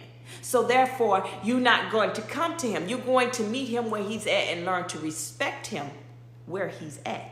And as he grows, you guys are going to respect each other. This is what I'm saying, right? So that's what a healed man and a healed woman, they come together to be helpers. Now, if we both are uppity and we don't do any fancy things, we just go around and lay hands on each other. That's our gift. That's what our purpose is. That's what we do. Then, okay, guess what? I'm going to find a guy that's a hand layer too. He's going to be a hand layer too. He may not be into the whole house cleaning type thing and cooking either. But guess what he's going to do? Because he's not into it, I'm not into it. He's going to make sure that we have a cook. He's going to make sure we have a cleaner because of the fact so we can focus on our purpose. That's what happens when you heal and start operating your purpose. You meet each other where you are and you help each other along the way, whatever that purpose is. And then whatever it needs to be taken care of together, you guys will make sure that's taken care of by any means. If it's spending money, if neither one of y'all know how to work on vehicles, then guess what? Both of y'all gonna sit in the car and y'all gonna wait for roadside assistance, and y'all gonna sit there and y'all gonna wait. And it's not gonna be a big deal because y'all purpose together is to do something totally different. So y'all are sitting in expectation of the person that's going to come and fix this tire, wherever it is that you at. This happened for a reason because y'all have to pray over this person. Whatever it is, the purpose of your tire going out is for you guys to be in position to help the person that's coming up. You understand the mission? You understand? Y'all got it? Y'all hear me? Y'all feel me? Y'all feel me? Thank you for the follow. But that's the most important thing about it all is understanding what is your purpose. You know. Let me go get my sweater. I'm gonna go because it's getting kind of chilly up in here. Oh, thank you, Nicole. Just somebody. There is not what? There is not what? There is not what? Hold on, give me a second.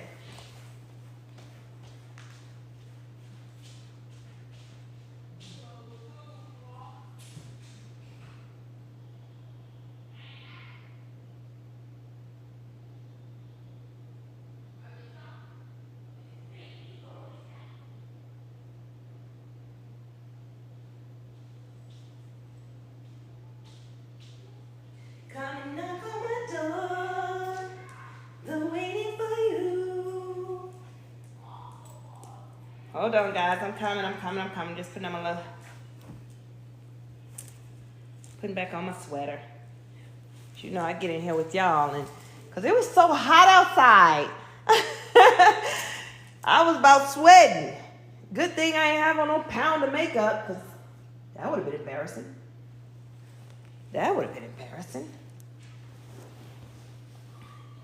There is no purpose for some people. Some are just here to suffer. I am not joking. Well, you know, they talk about that in the Bible too, you know, about some people. But, you know, I do believe this though. This is just a me thing. When I hear that, and let me see, there's some purpose. Life is pain for somebody.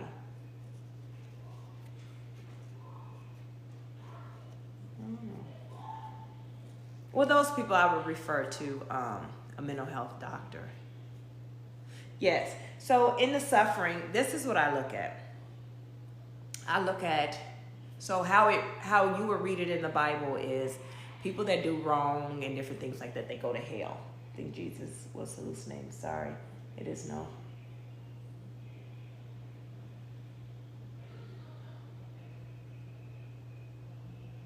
Well, everybody has their opinion, you know. But the thing is I look at it like this. When you guys read it and it says that, you know, you do wrong and you do the wrong things or whatever, pretty much you go to hell, and this, that, and the third. But then I look at it a little bit deeper sometimes when I go into my studies and my research, and I look at it, those people like the hell. Let's look at the hell is not even a real like thing, right? This is just me going into my research. It's not a real thing. What it's saying is you're being trapped in your own, this world, right? Of the Prince of Air, and you're being so attached to it that you don't see the next. You don't know how to get to the next. And the reason why, you know, Jesus give you that chance, like once you attach to the Prince of Air, right? Once you attach to the material world, that is your hell, because it's nothing good that's going to come out of that. But Jesus give you a chance by allowing people like us to come in, everyone to operate in their purpose so they can see. And that's why it's so important, I believe, when they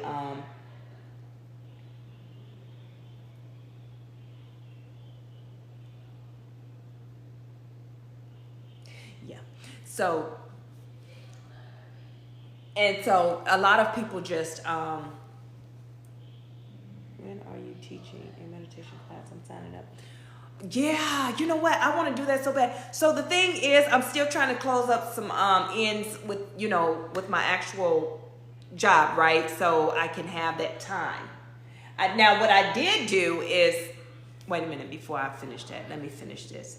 So that's why it's so important for people to operate in their purpose, because it's not about the whole glitz and glam, the screaming and praying and going around following the pastors that get on TV talking about the abundance, only the money, and only this and that and the third. God put us here for a reason. It's not so much to beat somebody down with the word, and it's not so much to tear somebody down or tell them, make everything that they do is wrong. It's about just living as an example. Me getting up every day and operating in my purpose and being who I am, choosing to get away from negativity, choosing to stay on a positive route, choosing to see the best, in the world that we live in.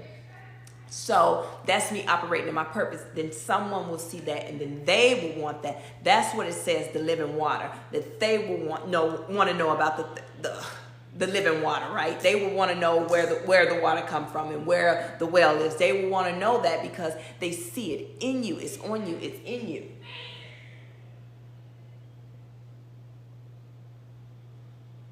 Thank you, just somebody. Yeah, some people you can't, but that's not our job. And that's the point that I'm trying to make. That's not our job. Our job is to just be us. That is it. God does not, when everybody surface read the Bible and then they go running, putting their 2 cents on folks and saying, you wrong, you going to hell, and they doing this, that, and the third, when you're supposed to gently guide people. Gently guide them. All you're supposed to do is do your job, because the enemy gonna do his job. The enemy gonna show up every day doing his job, causing chaos, seeking to destroy, KILL, all these things. This is what he's going to seek to do. That's his job. Your job is to just be you, operating your purpose. And when you're operating in your purpose, then everyone that need to see and need to heal, they'll catch on. And the ones that don't, it's not your problem. You didn't create them. You did not create these people. You did not give them the lifestyle. You did not, pick and choose who their parents is going to be. You did not do any of these things. You did not take the jobs from them. You did not do anything. So why do you feel that you have to be the one to come through and fix it? You can't. Thank you, boo-boo. You can't. And God didn't tell you to fix it. What God told you to do is do you. Get to know God. Go within. The kingdom of God is within. Get to know him. Build a relationship with him. He will use you for what he needs to use you for. So if you operate in your purpose, you're his vessel. So you're going to be doing your job. You're his vessel. The person that needs to deal with that person that is going through mentally ill or whatever, he'll send the right person to them. Because it's somebody that probably was mentally ill just like him at one point in their life. And they got something in common. It ain't your job. Your job is to just operate in your purpose. God will allow you to cross paths with the people that you need to cross paths, or the people that need to cross paths with you. Do you understand? So yeah, with the meditation. So that's another thing. Like I said, I'm trying to get myself balanced. And I just opened up the whole, the booking for group sessions for me to travel and different things like that. So it's so much that I got going on, and I'm okay with it. Like, I'm not wore out and tired because I'm operating in my purpose. I'm doing my job. So I get up every day. Only thing that's hanging me up is because I'm operating in my purpose, but yet I'm still tied to this material world thing, because I have to step away from it. Don't worry, God is here on his planet in human form.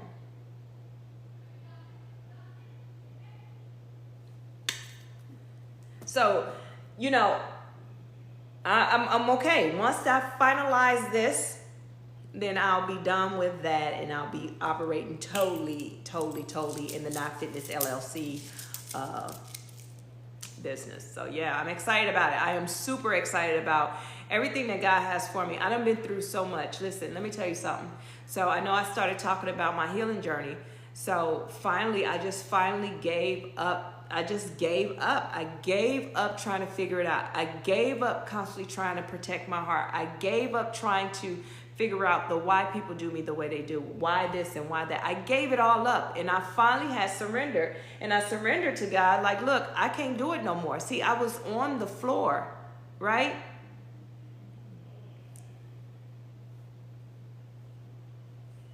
I was on the floor, you know, hold on. I was on the floor and I was crying. I just had enough. The problem is I didn't really know how to cry. So since I didn't know how to cry, I was confused on, am I even crying because I'm hurt, or am I crying because I'm mad, or am I just tired? Why am I crying? I didn't even understand what I was crying. I didn't even know how to give it a real emotion to it. Like, I'm crying, but what is this crying emotion going to? Like, I was so done. I was so done.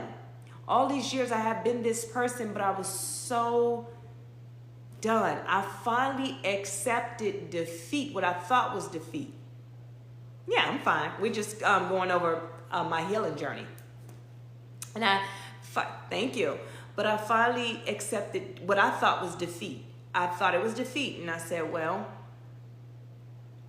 now I had to recognize that my father had passed, which he had passed a year prior, going on 2 years, right? But I never accepted it. And I had to accept that. And I had to accept that, you know, that no, I was not loved right. Right. I was not treated right. I was used by so-called friends. I was used by, you know, family. I was kicked when I was down. I was never checked on. I was never loved properly. I had to accept that. That was the hardest thing, to do a self-reflection on yourself by saying, woe me, by finally looking at it and really saying, woe me, wow. And the reality of everything. See, when I tell people about the dark night of the soul, that's what the dark night of the soul is. Everybody think the dark night of the soul is this old witchcraft thing. What I'm trying to do is bring in the older generation and the newer generation and bridge the gap, so we are going to have conversations. So stop knocking the newer generation, because I used to knock them too, because good Lord, they got on my nerves. But it's just because I didn't understand. Now I understand they're saying the same thing. It's just that they're looking at it totally different from what we put a cap on God. We were taught to put a cap on God. Meaning, they would teach us, don't ask him no questions. God don't like this. God don't like that. God don't like this. God will do it for you. And if it don't happen for you, that means it ain't for you. We put a cap on him. This new generation said, no, God is the universe. Meaning that he is above all and everything. It doesn't matter. See, they let him live of what the real I am is. I am. He's the universe. He's all this. He's not just this. They manifest and it comes true. It comes true. Well, because that's how you're supposed to do it. That's that mustard seed. I want it. I got it. Move. Execute. So that's the thing. So that dark night of the soul was taken and reflected my whole life back to me. That dark night of the soul is like that book of life. And see, a lot of people don't get it, because a lot of Christians, they cap themselves out of learning. They only learn to a certain extent, and that's the surface level of the Bible. And then they learn what that says and they say, okay, that's what it is. But if you read a little bit deeper, you go back into the Hebrew and you look and you research, you'll see some things. How we converted some words over, it changed the whole context of the meaning. It took the whole meaning away. But we had to find something that was closest to it, because that's just who we are. Humans. We have to make sense of everything. So that same book of life, that's what it is. A lot of people, Christians, think that when you get baptized, That's the dark night of the soul. No, it's much deeper than that. See, getting baptized, what you did, you identified your God. You identified who he is in the center of your life. You identified and surrendered over to him. But it's another step, and it's a couple of more steps. And Jesus even talked about it. He even talked about it in the New Testament, but you surface read. And when you surface read, you read for just what it is. You say, when Jesus say, meditate and this, that, and the third, that's not what it. So when that guy, he said hallucinating and everything, a lot of people that read his text looked at him like he's crazy, something wrong with him, but that's not what he's meaning. Because in the book, it basically said it's not that he hallucinated, it's the fact that he went within and he was able to meditate outward, meaning kind of like astral projection. But you're never going to read that because you're only reading with your eyes of what you were taught. When you start operating your purpose, the secret, the eyes of the beholder, the secrets will be revealed to you. It's not people making things up. It's not people saying these different things. It's there. It's there. But it's in the term and interpretation of where you at in your spiritual journey. So that's the thing. So the dark night of the soul, it was like I had to reflect on everything. It was like the book of life. He showed me everything from when I was a child to everything that someone did to me. See, everybody read the book of life as just what it is. At the end of the day, God gonna be sitting at the desk with the book of life and saying, did you do this? Did you do this? Did you do that? No, if you done stepped over and awakened that dark night of the soul, that's what that is. And you're being reflected that. The problem is, that's the stage one. Most people don't make it past it. They start feeling like, okay, they can't take it. They don't know how to handle it. They walk away. That's the phase one. They walk away. A lot of people can't take it. Because a lot of people are like, oh, no, that make me crazy. They're saying I'm crazy. Down the rabbit hole you go, my sister. Yeah, that's going to be your homework. But yeah. Oh, matter of fact, Naisha, we could talk about that offline too, because it's a little bit deeper too. And it's funny that you talked about meditation because it's something that in a meditative state. Yeah. But a lot of people just walk away. They can't take it. So when you really want to heal, a lot of people say they heal, but they haven't healed. They heal by doing what I did before, which is identifying the problem and saying, oh, okay, that happened. Okay. I'm going to get over it. It happened and it's over with. And then they move on. They never healed the problem. They never got to the root of the problem. And now they're going to keep going on in life and going on. See, I don't have any hurts anymore. Let me explain something to you. If you've known me before the healing process, before I start operating in my 4D, getting to where I am now, I had hurt on me. I would get on here. God would have me get on here and I would give a message so good to people. And I would get off of here and I would cry. I would cry and I would cry and I'm crying like, God, I don't feel good. But that was part of the plan. Meaning that he was teaching me no matter what you got going on in life, you're going to operate in your purpose. No matter how you feel, you still have to do your job. No matter what's going on, you still the same way, right? So if you got bills to pay, guess what? You sick, you don't feel good, you going to work because you need your check. Same way when you operate in your purpose. So it's so important to do that. It is so important for you to understand who you are, whose you are, and what you are. Let me get a charger. Let me get a charger real quick.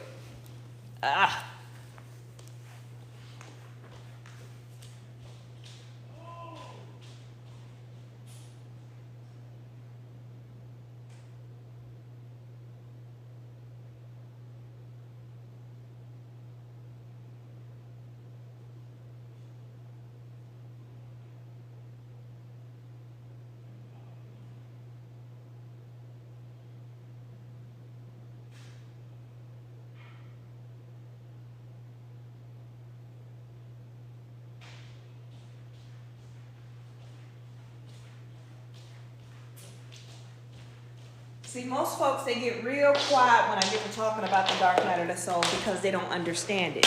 Because they think it's like some type of witchcraft. Because let me tell you something. I want you guys to think about this and then let me know how you feel about it. If you notice everything that they say in the Bible, right? In some ways, and some of it's not even in the Bible, it's just off of old traditions, right? How many of y'all have heard that when they say, what is it? Yoga is witchcraft. Please give me a thumbs up if you heard that before.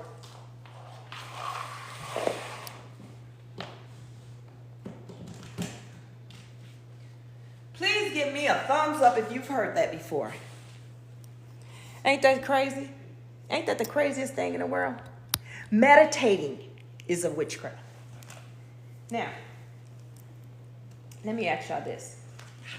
Why would something that's good for you, even Jesus did it, be a witchcraft? Because if you were really to get into a meditative state and you were really able to control your thoughts, you know the third eye they be talking about? You know, they be talking about that third eye. And you were really able to really sit with yourself and not get into the whole thing of, you know how it goes. Most people get into a meditative state and then they come out of it because they're like, wait a minute, is that me thinking that? Is that not me thinking that? What is going on here? See, before God ever allow you to get to a true meditative state, you have to heal. Because then you won't be asking crazy questions like, God, is this you? Jesus, is this you? Jesus? You know, you're not going to question anything because you understand everything now, because you see everything at a different level. So once you heal, you can get to a meditative state that you can clear your mind. And God, why wouldn't he come to you and talk to you? He did it to Moses. He did it to Jesus. He did it to everybody else. It's just that what? The Bible stopped writing itself after so many years because this new world don't matter. It shouldn't be in the Bible. It just stopped writing itself. And the reason why it stopped writing itself, let's look at one reason it stopped writing itself, because, okay, this is historical time. So this is when this stuff happened. So this will never happen again. This is one of those things of, hey, you know, it happened back then. You know, anything past that doesn't matter. It's not real. Is that crazy? Or did it stop writing itself because of the fact as time go on, right?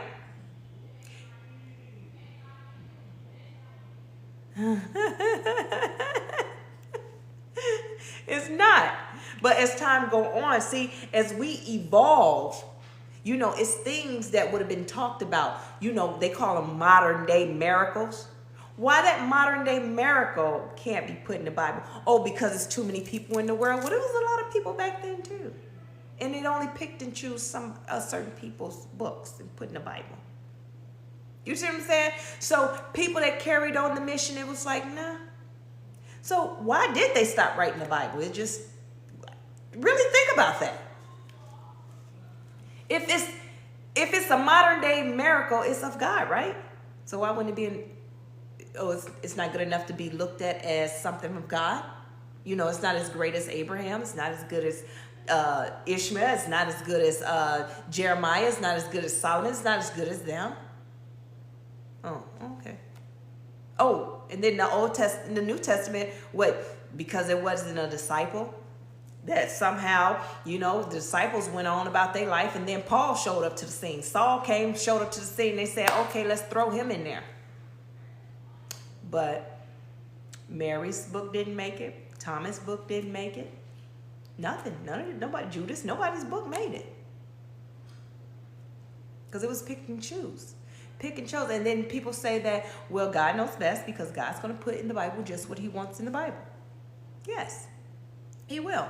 And that's why once you heal, once you understand the full understanding of God, and you heal and you start operating in your purpose, you can decipher all of the contradictions, as people call it, that's in the Bible. You'll be able to see exactly what it is that he needs you to see, because you have to remember, man wrote this, man translated, man interpreted, man brought it to whatever it wanted to be. So that's why I tell you to research and find out the information for yourself. Find out what's best for you.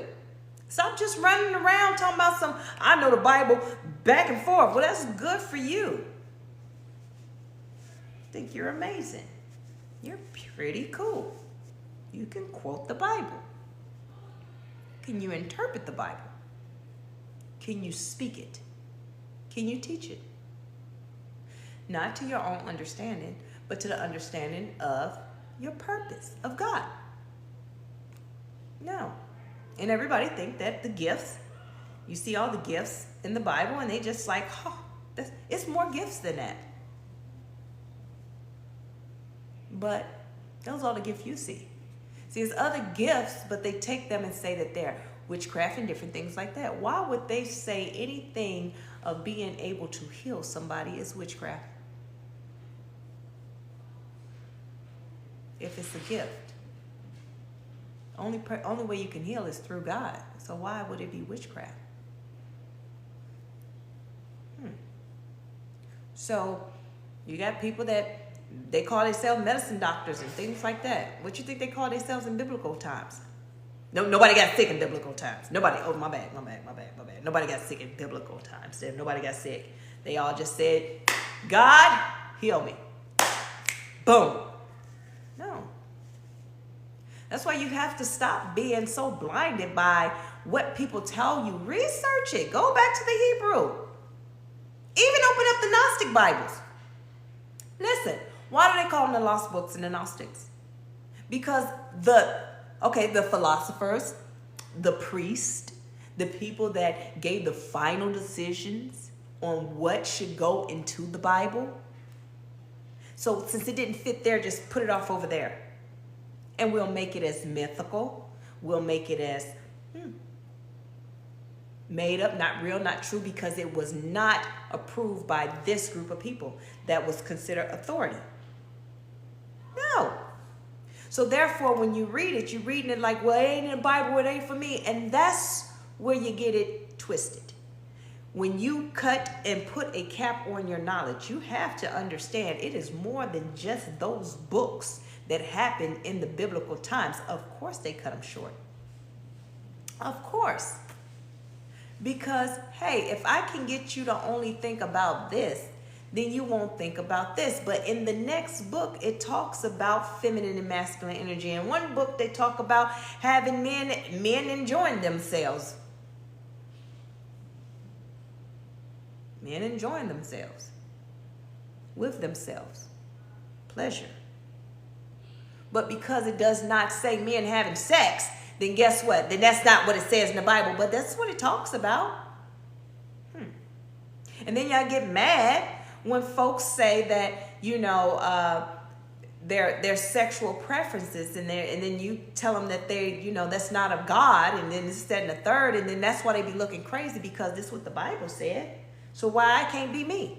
Because you haven't understood and researched the Bible to be able to interpret to them, to guide them gently so they can understand what it meant in the Bible, how it's broken down in the Bible, if it's wrong, why it's wrong. All you doing is going off of what you heard that pastor say all while you was growing up. If you are 80s baby, even a 90s baby on back. Listen, you were always taught that if you're gay, it's a sin and you're going to hell. Period. That's why people were in the closet. That's why it was just that. It was taboo and that was that. Okay. And then they say it's a sin. Then they say it's a spirit. Then they say it's this. Then you got the one guy, what's his name, that got in church, grabbed the mic and said, I ain't gay no more. Okay? Because he was trying to please a certain group of people. But he still had what some called a spirit and what some said that it just is what it is. Because when you look at a being, right? And this is what I be trying to explain to people. It's not that I'm trying to go along with anybody. I just try and get everybody to see beyond the what is, right? So right now, in this world that we live in, it has its own rules, perceptions, or whatever it is. And then we go by that and we judge people from that. But if you let's look at us as beings, right? So everyone do understand and can agree that we are spiritual beings, right? This is just a house that we live in, but within us is a being, right? So we all can agree to that. So with a being, let's break that down, because I had to do some research on it. I wanted to know, I wanted to break down being, then I wanted to break down human being, and I just wanted to know, why did we put the word human to the being? Why did we feel it was so necessary to put the word human to being? Because we are people. We are people that want to, we always have to have an answer for something. Even in the Bible, they wanted a king so bad. When they didn't have kings before, they were just off on their own free will. They were all, to do the right thing. And then they start crying to God, we want a leader. We need a king. We need a this. And this is how the kings and stuff got established, see? So we have to always have a thing. But if you look at a being is nothing but it's energy, right? It's energy. Well, you can look at it as energy. You can look at it scientifically, right? Scientifically, it's frequency. It's just frequency. But energy is being. That's what it is. That's what energy is. It's just being. It's something that works. It's being. So if we look at it as a spiritual being is come from God, right? And why are we here? We're having a human experience. We're having a human experience. And when you're having a human experience, I'm going to give you two ways. If you're having a human experience, you're going to do what the masses do. You're going to become a product of your environment. You have some, their environment consists of being Amish, and they're going to be Amish. You have some that's Christian, they're going to be Christian. But at the end of the day, they become a product of their environment and they just vibe that way. See, but a being, they only have one environment, and that is of God. There is no male, there is no female, there is no black, there is no white, there is no this, there is no that. See, humans decided to put something to everything because it makes them feel good and it makes them feel better. So that's why it was so important for the enemy to separate you from your being. Because if you stayed in your being state, you would see no wrong. You would only see love. You would only see peace. You would only get up worshiping God himself. You would only do the things that bring him glory. But the enemy said, but if you a human being,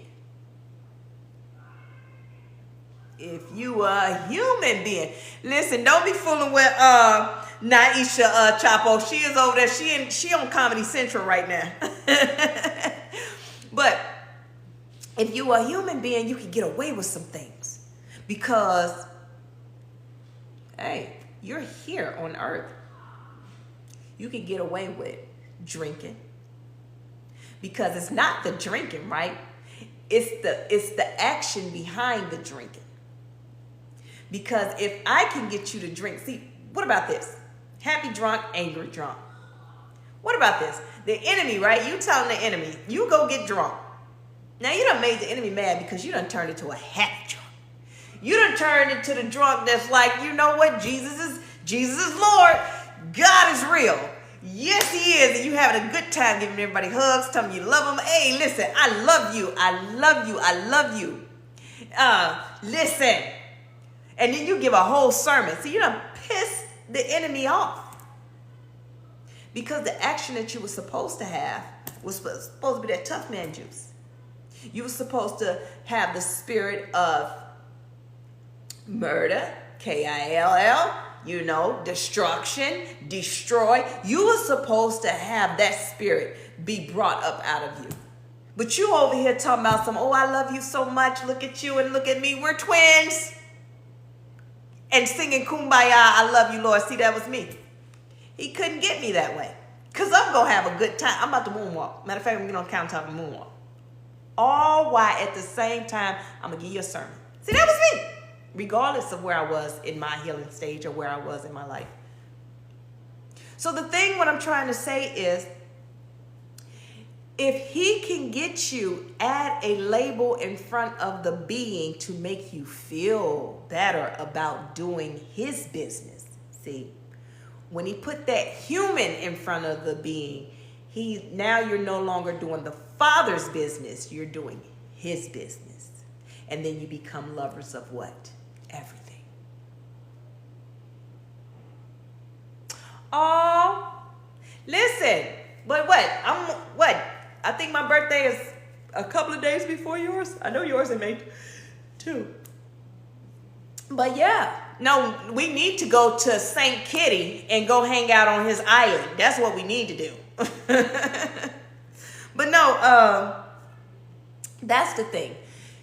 That's why the human was placed before the being, because it gives you an excuse. It gives you a reason to say, okay, I'm not wrong. Because if you stayed in your being state, then you know you're accountable for something. You know you will be convicted. You know that you'll have to answer something. But if I say I'm having a human being experience, what? This is what do we say? God know our heart. God said we live here but not be of the world. So me being of the world, chasing the dollar, that's just me, trying to make a lifestyle for me and my children. Let's be of the world. That's having that human being. Okay, that's having that human being experience. See, it wasn't until I healed that I realized, listen, when I say in my job, I was booming, I'm fast track. I'm that chick, right? I'm doing well. But it's when I healed, I realized I don't want that. I don't want that.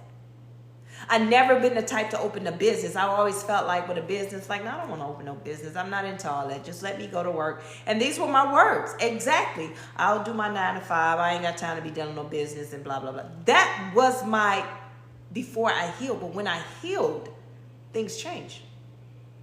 It's like, wait, why I never poured into me? Why I never poured into me? I need to fix that. I don't want to go back into work. I have been dealing with that since 2023. I don't want to go back into work. I don't want to do that. I don't think it's for me. I don't think it's for me. I think that I'm better than that. I'm supposed to be somewhere else. See, and then he started giving me the downloads of where I'm going to be. Because he's always told me that's where I was going to be. But now, it's clear now. Okay.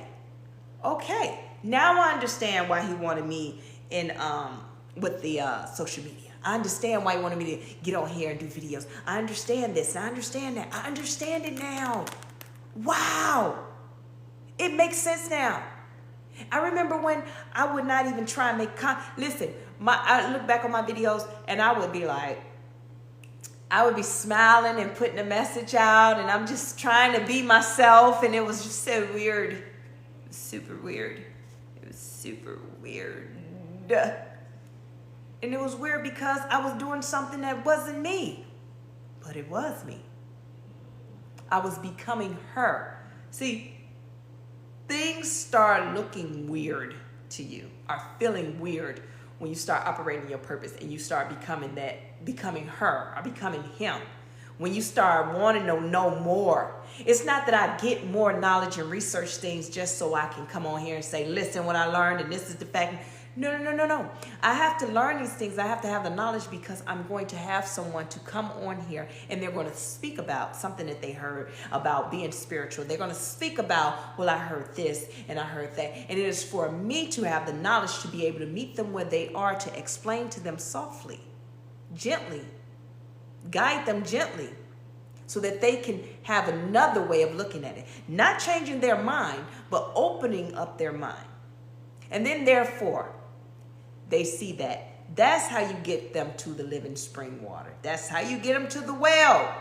By you being you and speaking from either experience, your testimony, or because of knowledge, because you studied it.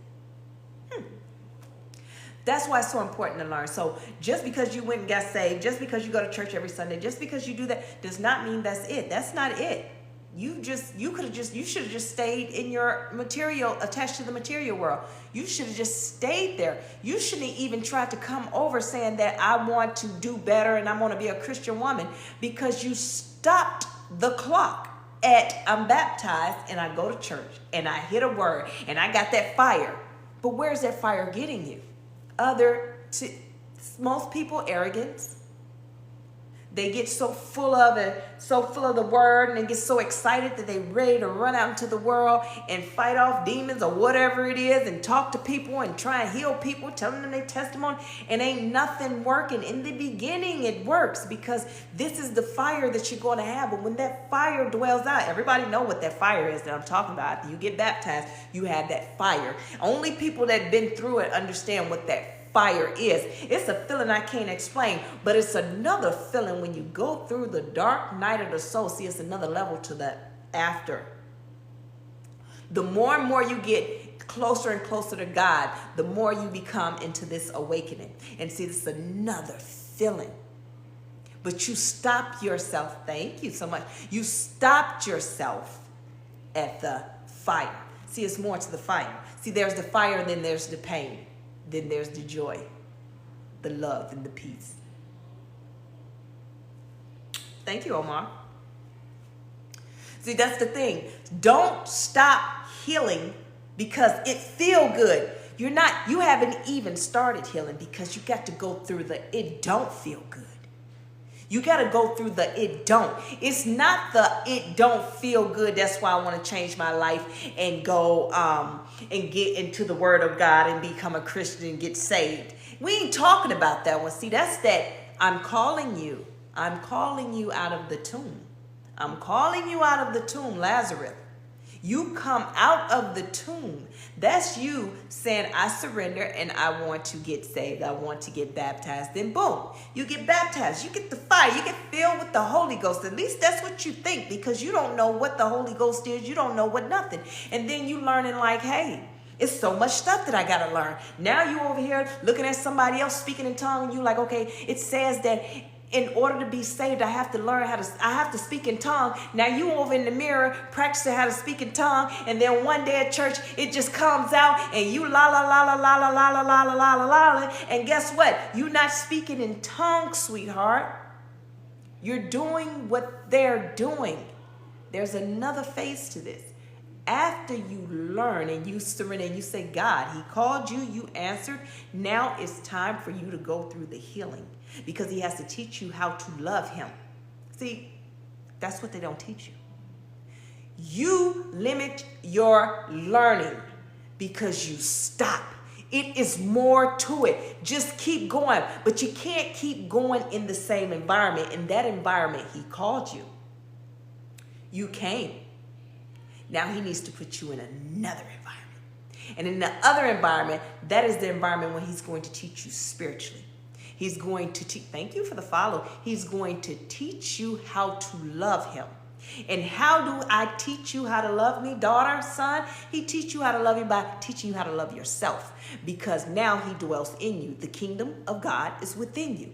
And you cannot love him if you don't love yourself. What does that mean? Well, loving yourself meaning that you have to detach all the different entities that have attached to you for years, that's been holding on to you, that's hanging on in the back of your spinal cord, just having a good time, that's been attached to you since birth. You have to detach each and every one of them so therefore they can come in, though he can come in and dwell in his space. Now when he dwells in his space, thank you.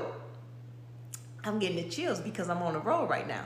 Now, when he dwells in you, this is the other part of it. You hear some saying the dark night of the soul. This is when God reflects you. This is the book of life thrown in your face of everything that you did, everything that happened to you, everything that went on in your life. You have to come face to face with it. I'm only telling you because I went through it. You got to come face to face with it. And if you decide to go through with it and push through, see, this is where the hurt come from.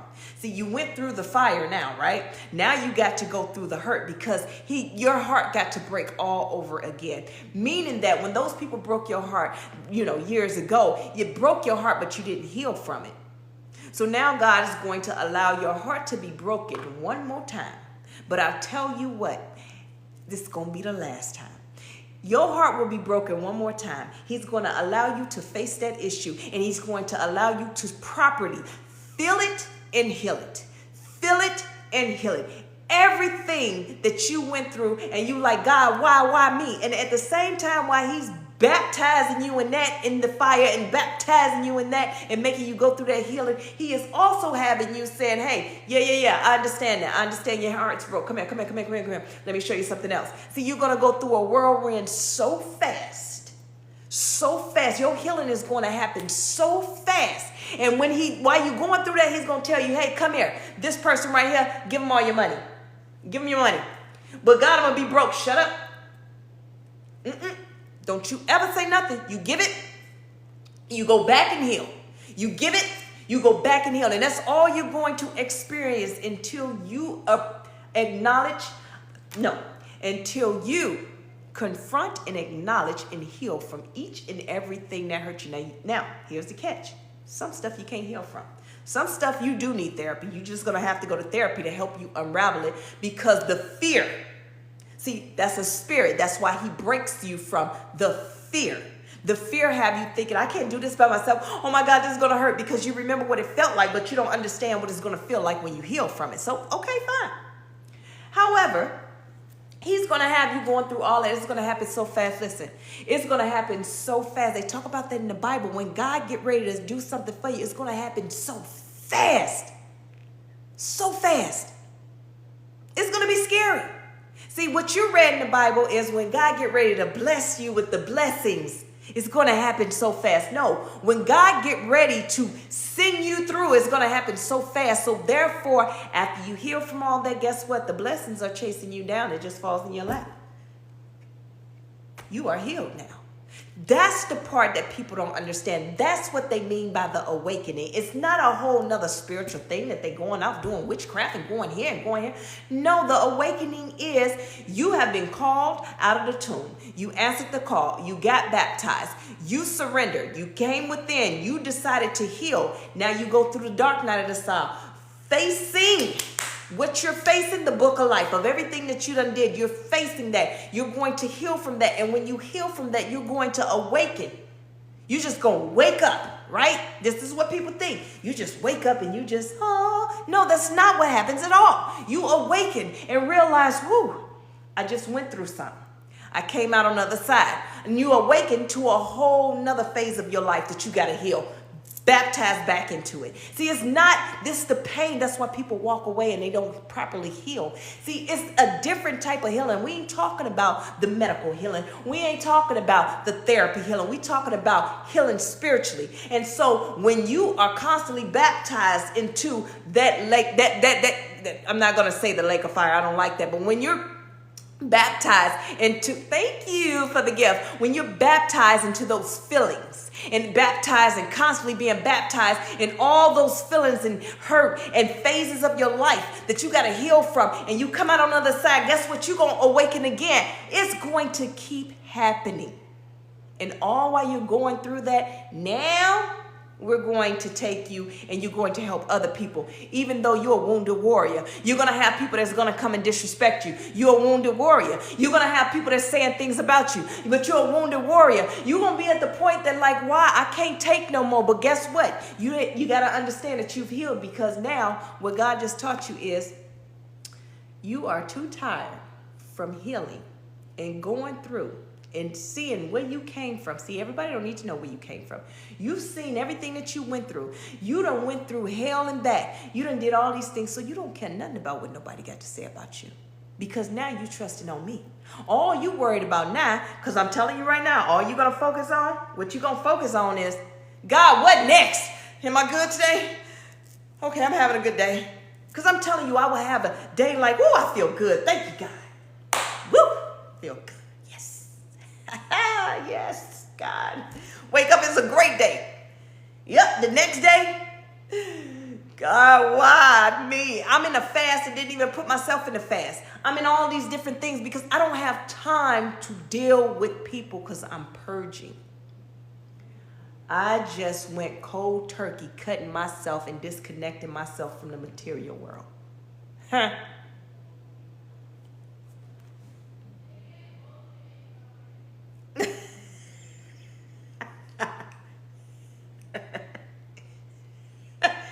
Shamar.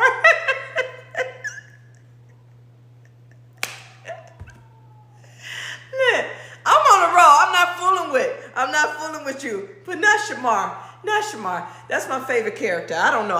He's a character to me. But listen. So that's what happens, right? And then you go through all that and you find yourself doing stuff that you thought about as a kid. He gave you your vision. You came in this world with the vision of who you're supposed to be. And you realize that you put her away because somebody told you to put her away or him away because you didn't feel you was good enough. Now you're operating in that and you're doing that. All these things that you once, remember when you was a kid and you had that childlike faith and you said, God, I want to do this. God, I want to be this. All of a sudden you these things. You forgot all about. See, that's the mustard seed. He wants you to have childlike faith. Everything you ask for as a child is happening for you. But you have to heal. You have to remember who you are. People think when they say who you are, that they thinking about, like I got to go back to my ancestors and this, that, and the other. No. You ain't even got to go. You ain't got to do all that. Listen, who you are. You're created in his image. Who you are. You're of God. Remember who you are. If I'm connected to God, boy, I'm the baddest thing out here. That's what he's pretty much saying. You're the baddest thing out here. You connected to me. Know who you are. The same way we're back to when we said, that's right. Back to when we said, speaking in tongues, they read that and they looking at somebody and they're like, okay, now we speaking in tongues. But if you really look at it and you go back to Hebrew and you go back and you just do your own research, Speaking in tongues, I'm speaking in tongues right now. Did y'all know that? Yeah. See, when you operate in purpose, you start speaking in tongues, meaning you're the vessel, you're speaking. You are speaking, you're telling it, you're saying it. It ain't about, so that's why when they say, well, you can't be saved if you can't speak in tongues. Everybody read it so surface level. How can I be of God and operate in my purpose, but I'm not allowing him to use me to speak and say what needs to be said? Come on, you can listen to me, or you don't have to listen to me. You can research it yourself. What I'm trying to tell you is read and research. Don't just read. Because a lot of us just read the Bible because we're looking at it from a material world. Everybody teaches now, any church you go to, except this church I go to here. And it is off of Get Well. It's called Get Well. I don't know. It's Get Well. It's a non-denominational church. I think I said that right. Anyway, I like it because of the fact the man just get up there and teach. He's not all day giving a testimony, and we ain't sitting there for 3 hours. He teaches. He teaches the Bible. He teaches. I always tell people, if you don't want to go to church, go to Bible study. Go to Sunday school. Because of the fact someone needs to teach you. And that's what I like. I like to be taught. So I love it there. I haven't been in a while, but I prefer that place. Because I don't have to listen to all the craziness. I got to get through. I'm not the type that some people learn through ministry, learn or hear God through music and things like that. Me, I'm irritated. I just be wanting to go up on the stage. Give me this mic. We don't need a praise and worship team before the speaker come. We don't even give me this. We don't need no more announcements. Move. Now carry on. That's me. I like to get to the point. Teach me. So no, I'm not there. I'm always late because I let them do their singing, let them do all their stuff, let them do all their things. But that's just me. I have a problem with some folks. They just come to church just to show out. I had a pastor that I went to his church. He was so focused on putting his makeup on because it was on TV. So I knew this was all about him. But anyway, let's focus on this. We get caught up in what we believe a blessing is, our anointing is. We get so caught up on just praying to God for a blessing. Well, what's the blessing? It's usually money to have. But it's already yours. But it's already yours. You're asking the enemy. You're asking the prince of air, the god of of this world. You know, you're asking him, God of material world, you're asking him for stuff that you already have. You just haven't tapped in to get it. So let's use this example. So let's say this, that your birth certificate is a bond, right? Let's say, you know, whatever you, we're just, this is just an example that I'm putting stuff together. So let's say your birth certificate is your spiritual inheritance from God. This is your inheritance. You're born, you have inheritance. But now you find out later that the birth certificate holds value. It's really a bond. It's really some money tied to it, right? But because we're attached to the material world, we think inheritance is we have to work hard. We got to give head to get ahead. We got to steal. We got to crabs in the bucket. We got to all these things to get where we are, to get on social media to say, look at me. You can be just like me if you do these steps. Well, then you didn't do those steps. You did everything and above those steps. Those steps is what you just created to tell people about, because you don't want to tell them the real story of what you did to get where you are. See, you sacrifice your whole character to get where you are. That's the truth. But what if you decided to go within, you know, really heal, and God showed you, and all of a sudden your inheritance just fell in your lap? Like once you were able to heal and disconnect from the material world, these are my examples that disconnect from the material world, and you're like, you know what? Now you get a download like, wait a minute. Let me go check on my birth certificate. And all of a sudden, you are a multimillionaire, billionaire, right? All because it's been there all along. That's what I'm trying to tell you. Your inheritance has been there and is there all along. Since birth. It's been there all along. Yes. But we didn't know how to tap into it. But once you heal and you understand whose you are and who you are, the sky's the limit for real. You can have whatever you want. You don't worry about anything.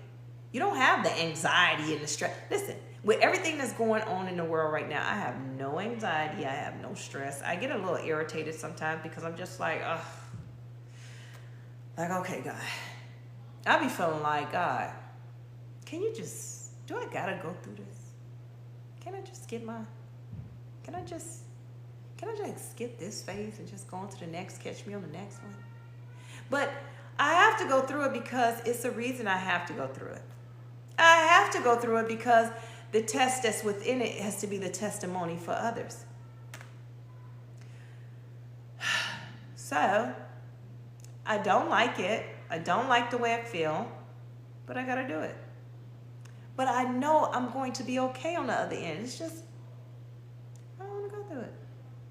But I know I'm going to be okay on the other end.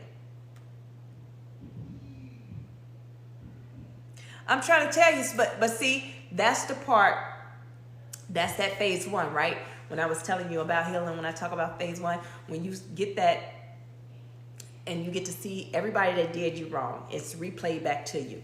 It's like, what do you want to do? Some people, they turn away because they go and address everything, ready to knuck and buck, ready to go beat up everybody. Like, you know what? You catch these hands, you catch these hands, you catch these hands, you catch these hands, you catch this one. You know, you want to do that. But when you're healing, what you do is you take what people did to you, you acknowledge it, you feel it. That's the whole purpose. I don't want to feel it because it hurt so bad. The problem is, yeah, it hurted bad, but you didn't heal from it. So you have to sit in it. You got to sit in it. You got to see what it feels like. You got to go through the process. You have to mourn that thing. You got to heal from that thing. Because if you run into a wall, and I use this example all the time, if you run into that brick wall right now with a helmet on, you're not going to feel the full of the impact. You're going to be like, okay, that hurt a little bit. Next time I won't run that fast, but it ain't kill me, so, okay. But if you run into that brick wall without a helmet on, full speed, and you live to tell about it, you're never going to do that again because it hurt. So the same thing with things that people done to you, you need to sit in it. I didn't say dwell in it. I did not say, get in it and just go crazy and, lose yourself. No, feel it.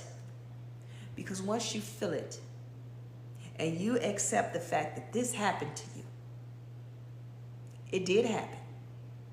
It hurt. I don't like it. God, I give it over to you. I rebuke this feeling. I close this out. And I am done. You're never going to let someone come into your life and hurt you like that again. You can be cordial with people. Listen, people have hurt me and I've healed from it. And I can sit with them. I can hang out with them. I can talk with them. Because of the fact I am not who I used to be. They know that they ain't going to try it again like that with me. It's never going to happen. It's never going to have that. Yeah. I'm never going to let that happen again. Matter of fact, I don't have to say anything. It's because now you see it on me. It's respect. You're not going to disrespect me because it ain't even going to feel right to you. Even if you decided, you know what, I'm going to cuss her out. It ain't even going to come out right. You're going to sound dumb because you're not going to feel it. When you cuss people out, you got to feel it. Because if not, then you'll sound like this cussing somebody out. If you don't get your effing out of my face, that sounds dumb. Who's taking you serious? No one's taking you serious. You sound stupid. That's so stupid. But if you feeling it, you going to say it with your chest. Yup, you going to say it with your chest. Mm-hmm. So that's what I'm saying. Like, what's up, buddy? Hi. But that's what I'm saying. In the event of all of this, you're never going to let anything like that happen or hurt you again. You're going to always protect yourself, but you don't have to run around and be mean about it. You don't have to be upset about it, angry about it. It just is what it is. Ask Jeremy, did he want to go get one of those pizzas? Well, y'all got all the money. Them jokers be having on, thank you for the crown. Yeah, that's right, give him my crown. But I'm just saying, at the end of it all, the main point of it is heal. When you heal, I don't have no worries no more. I do have my times when I still cry. I do. Sometimes I don't know why I'm crying. But what I learned is I have a gift. And I have to, in my book that I talk about transmuting energy, it's not my energy. Like right now, I'm feeling great. And then when I get off here, I could, by 8 o'clock, 9 o'clock at night, I could start feeling like, emotional. It's not my energy. And that's when I have to know, and you have to know, it's time for you to intercede for people. You have to intercede. Oh, listen, I be so grateful that I'm helping people. Like, listen, that's all I want to do. That's all I've always wanted to do. That's all I want to do is help people. Not to lead them astray, not to have them, lost or confused, but to just give them insight. See, you got to get back to the basics. The basic is teaching you how to love yourself. Once you learn how to love yourself, everything unfolds. See, when it unfolds, you understand your purpose. And when you in your purpose, nothing can bother you. Like, I have the greatest days. Listen, it's so much crazy stuff going on in my life right now. If you were in my shoes, you probably have an anxiety attack. I probably have to take you to the emergency room. Let them give you a shot. Put you over here in my lap, rock you back and forth. Tell you it's gonna be okay. Because you can't take it. I mean, it just is what it is. But because I'm equipped for this now, I understand that ain't nothing. As a matter of fact, it ain't that it ain't nothing. See, when I use that broken English, I mean what I say. It ain't that it ain't nothing. What it is I understand that the enemy is going to do his job. I am doing my job. God ain't never failed me before, so why would he fail me now? God don't give you stuff to take it away. People say, oh, God giveth and he taketh away. No, he does not. You give it away. God ain't taking nothing back. You give it away. When you start being disobedient, what you're saying is, I am undeserving of this inheritance. And you drop it off. And then you go on about your business. And then when you go on about your business, then you somewhere in the corner snotting and crying, upset and mad. Thank you for the likes, shares, and follows, guys. Crying and mad, looking crazy. Ain't nothing worse to see somebody crying and snotting and sweating at the same time. And then you find out what they did, and you found that it could have been prevented, but they acted out of emotions. And the craziest thing just happened to them. Now they have to pay. They got to pay. They got to. Law is the law. No. In this state that I am in, I get on myself and I have to tell myself, no. I tell myself this. Because, listen, I'm like, well, I be hearing people, I get on their lives and they just don't be cursing. They don't say no bad words. They just, here it is. And I just sat back and I'm like, but okay, would I want to be fake? Come on here and not be me. See, that's the whole purpose of operating your purpose. Learning to self-love and love yourself. Operating in your purpose. When you operate in your purpose, you learn to be comfortable with you. Right? You be you totally. Is that enough for the pizza? Just ate them, buddy. You want me to give me Boston brownies? Why do we let Ada make decisions? I told him to get the pizza. I made someone get a pizza and Boston brownies. Y'all, this is so funny. My 12-year-old, he has no sense of money. He's just like, whatever. And obviously, my oldest don't have a sense of money because he walking out the door with $8 talking about somebody getting a pizza. Okay, $11 talking about he getting a pizza and a box of brownies.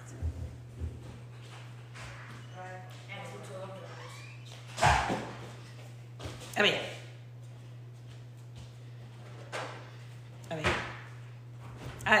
I let them be who they are. You know, they got it. They got all the answers. So, okay. Hey, can I finish my life?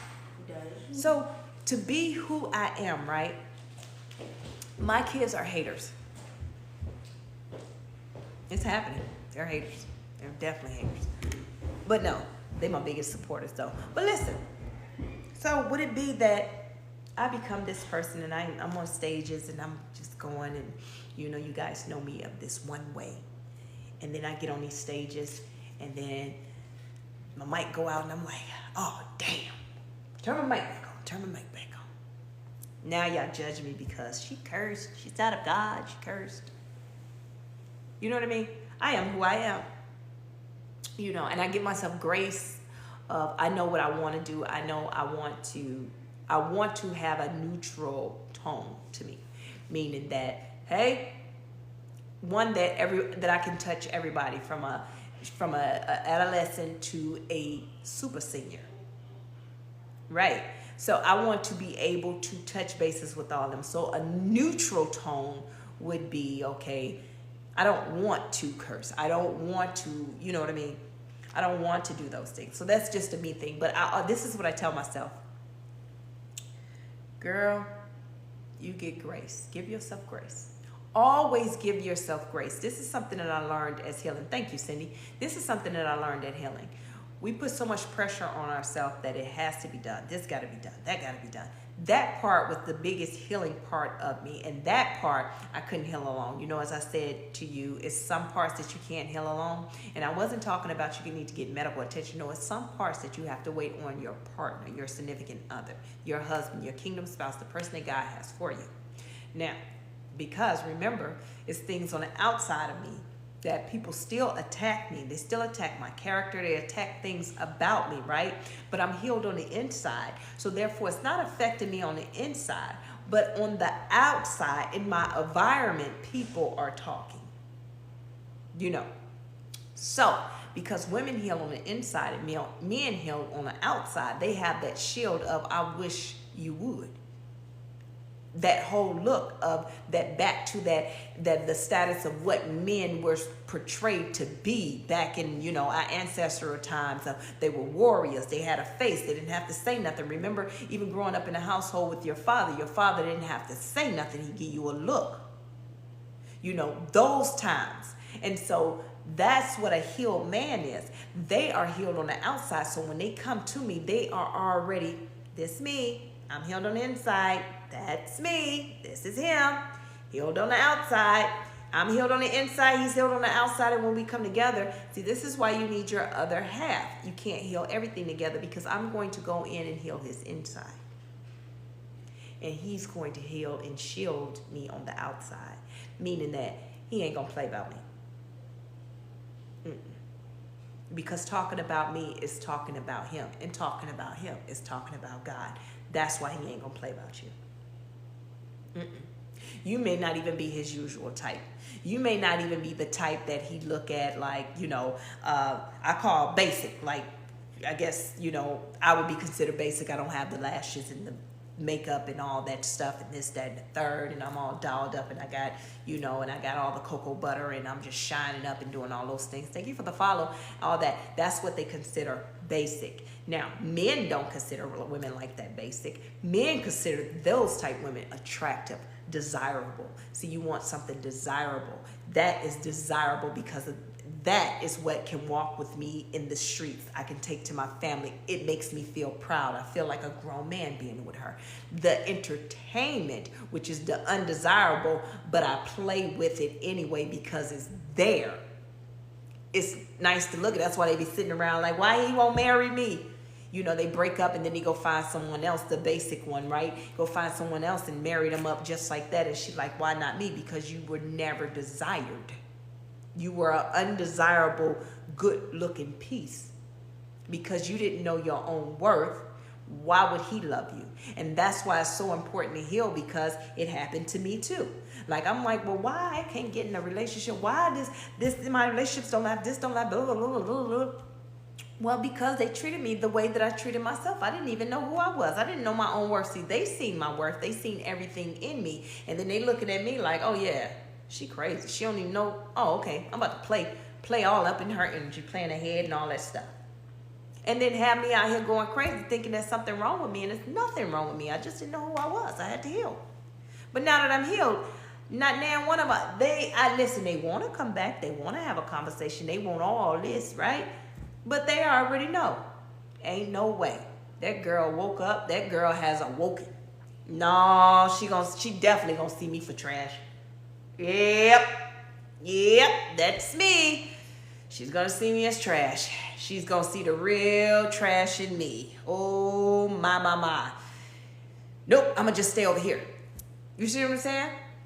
But what if you both were broken and you both healed? And you came together. See, you're not going to you're not going to match at all, because people are going to see her and say, now what is she doing with him?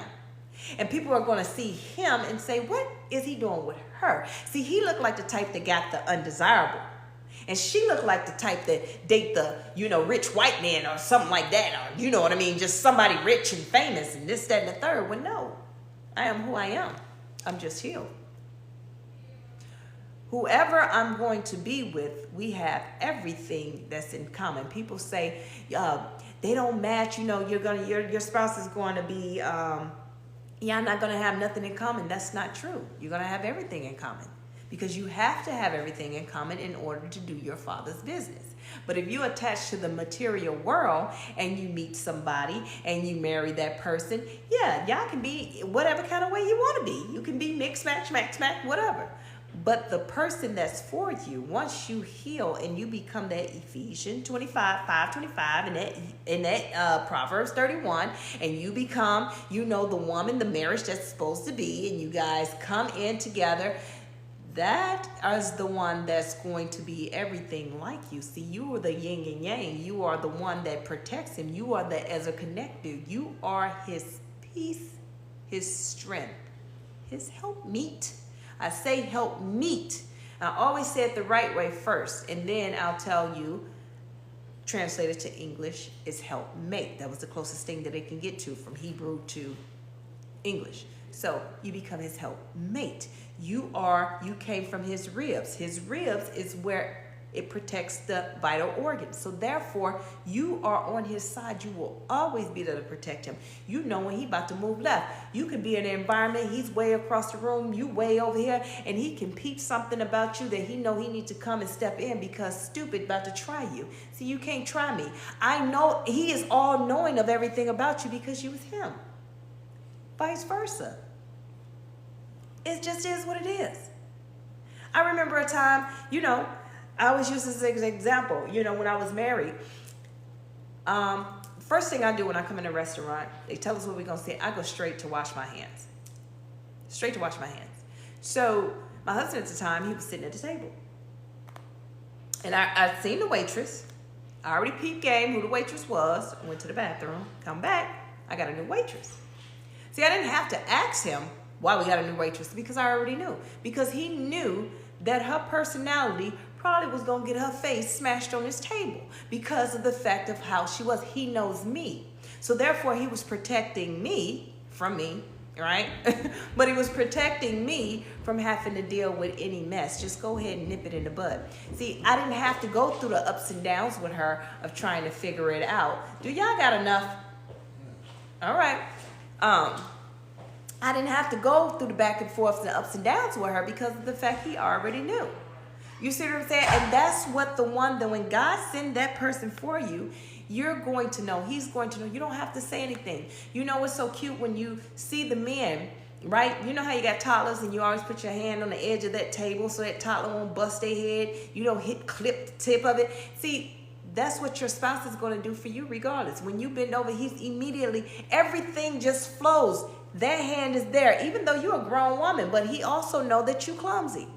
He also know it's slippery outside. My wife clumsy as hell, so let me go ahead and get this fixed up. Or he can see something that's already just know that you about to go do, because when you are with your protector, because that's what your husband is going to be. When you're with your protector, guess what? All our senses go out the window. We become because we already know. It's kind of like walking in God's favor. We know that God got us. So it's like we can walk straight off the building. We know that God is going to have something, another step for us to step on to get to our way. The same way with our husband. We don't have any cares in the world. We walk straight out the door. All we focus on is what? Our first world problems. We done took 20 hours to get dressed. We done put on 3-4 different wigs, 12 different outfits, 12 different shoes, asked him 20 different times, how this look? Do this make me look fat? Do this make me look thick? What it make my booty do? What it make that booty do? You know what I mean? It asks all these questions and he's just sitting there frustrated because he want to eat. Because it's not that deep. Because he don't care what you look like. Because you his. You're him. He don't give a damn what you look like because he know the more and more you look good, then more and more people gonna look at you. Yeah, look at my wife. But then it kind of like, don't look at my wife. Gosh. Yeah, look at my wife. Yeah, she beautiful. But don't look at my life. So now he got all these issues that he got to deal with while he's sitting on the couch watching you do this for the 20 hours and he's sitting back like, okay. If somebody look at her like this, don't get mad. Don't go beating everybody up. But they better not look at her like that. They better not. Shh, they better not. But see, the whole time that you're doing that, guess what he doing? While he's sitting waiting on you, you're like, man, let me get this towel up off the floor because she going to come out here rushing with these heels on, slide on there, and next thing you know, we're going to be in the emergency room. Let me go and get that out the way. Matter of fact, let me go on and clean out this part of the car because she going to get in and she going to sit on something that's going to mess up her whole outfit and we're going to be going through this process all over again. You see how he's already preparing? Same way with women. We do it for our spouses. We know that they're at work and they stupid when they're at work because all they think about is work. They don't think they can't multitask. So we already know these things. So we already know, okay, when he get here, he's going to have to take a shower. We already got the towel ready, everything set up. You know what? Let me go ahead and make his plate, put it in the microwave because he's going to come in looking crazy. Oh, let me make sure that I get all this done because he like to have 30 minutes of sitting by himself, sitting quietly just to relax or whatever. He don't want to tell me about his day at work because it's not that there's anything to tell him about work today. It's just that he's just happy to be home. He just wants to say, get off his feet. He just don't want to talk. It's not that he don't want to talk to me because I'm the best thing in the world that he ever had. So he wants to talk to me. He just needs to So, okay, I know that 30 minutes, let me go and get the kids, put them over here. Even though I done worked all day and I done got the kids and I ain't had no downtime, whatever. But I'm gonna give him his moment because once I give him that recharge, guess what? He coming in. He coming in to take care of everything. He's gonna get the kids a bath. He's gonna give them, put them to bed. He's gonna do everything so I can go and pour into myself. Do you understand? You see how that works? See, those are the things that you know he need to do. You know he's gonna forget his lunch in the morning, so you know you're gonna get up early enough to do it. You know he threw his uniform in the washer, and you know he's not gonna remember to put it in the dryer and get it out to dry and do all those things. So guess what? You know to do those things. So everything that you know, even though you cleaning up, getting everything ready for the rest of the night, and he in the bed because he is thrown down tired. You see his keys sitting on the couch. You know, let me go ahead and put them here so he can see them on top of his lunch bag or whatever it is, or in the spot that he usually put them. Because if not, he's gonna be going crazy looking for his keys. See, it's things like that. That's the as a connector. That's how we come in and we help each other. That's why everything you guys will be the same. You're not going to be opposite. You guys are not going to argue about who should do what. You're not going to be wanting to go like, okay, well, where you going? I'm going to lunch. With who? By myself. What? You see what I'm saying? It's not going to be one of those things. It's not going to be one of those things like you don't want to hang out with your spouse. It's not going to be forced that you got to hang out with me. It's just me and you. I am your homeboy. No. It's just that you guys are not going to have time to be in each other's space all day because of the fact y'all got stuff to do. Listen, when you read the book of Proverbs 31, it talks about her husband is pretty much at the gates with the council and doing what he's doing. She is doing what she is doing. She is over here not embarrassing him, doing what she needs to do, taking care of business. Same thing. You guys got business together. See, it wasn't until I healed that I understood that those are the things that I needed to do. See, I was so caught up on, okay, why we not talking? It's been 30 minutes. I know you just left the house, but why you ain't call me? You know, I was so on that, and the reason why I was on that is because I was loving from a broken place. Meaning that I'm unconditionally loving you. But someone broke me so bad by not giving me attention. But these are the signs. Till now that I'm healed, I hope, buddy, when he come in, he got a good hobby, because I am not your hobby. I got stuff to do. Well, what do you got to do, Coach Nye? Probably not much. Probably sitting on this couch minding my business. Because the purpose of building what we're going to build on generational wealth, we're going to do that together. So while we're doing that together, my downtime does not mean that, hey, let's hang out all day. I'm going to need my space, and I'm going to need you to have your space too. But I need you to understand when it's time to come together. And I need you to understand that, hey, hanging out all night is not an option. Like, that is not your life. But see, I'm not going to have those problems because he's going to be healed and I'm going to be healed. He's not going to listen. Before, when he used to go out to the club and the strip clubs, he'd sit back. All the girls be on him. He'd be feeling good. But see, when he healed and he found his true love, his divine counterpart, his person that God has for him, guess what? Same thing.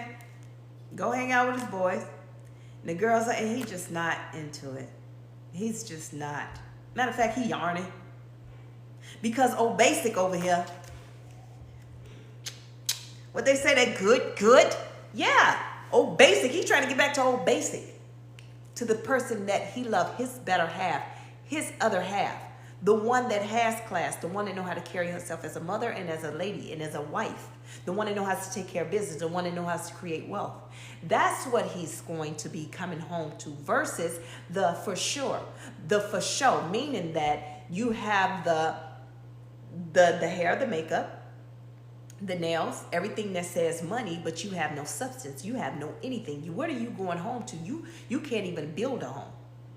You can't, where are you going home to? Well, you may have a home, but it's an air mattress.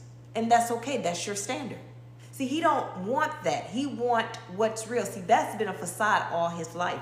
Now he understands what's real. So let's even talk about it. What is that, Trina and her new husband? Everybody, going in on them. I'm sorry, my nose ring. Sometimes it stick out and sticky. My nose get to itching because I be on it, right? So everybody's talking about her and her husband because he's younger than her and,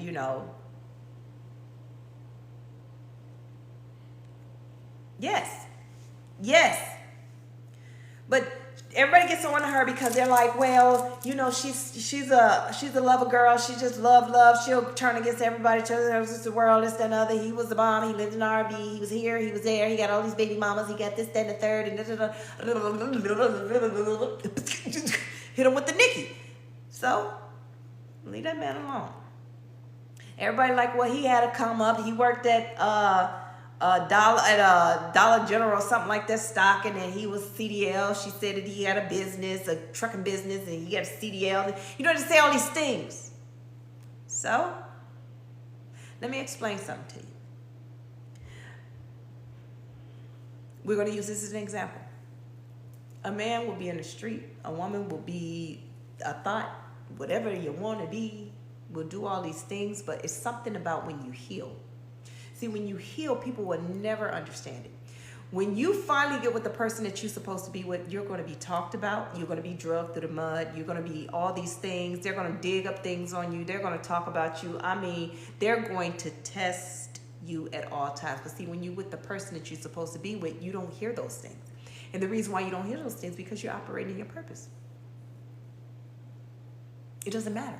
You understand. When you heal, you understand that the enemy is doing his job. If we weren't supposed to be together, we would not have this much friction. They keep coming for us because we about to do our Father's business.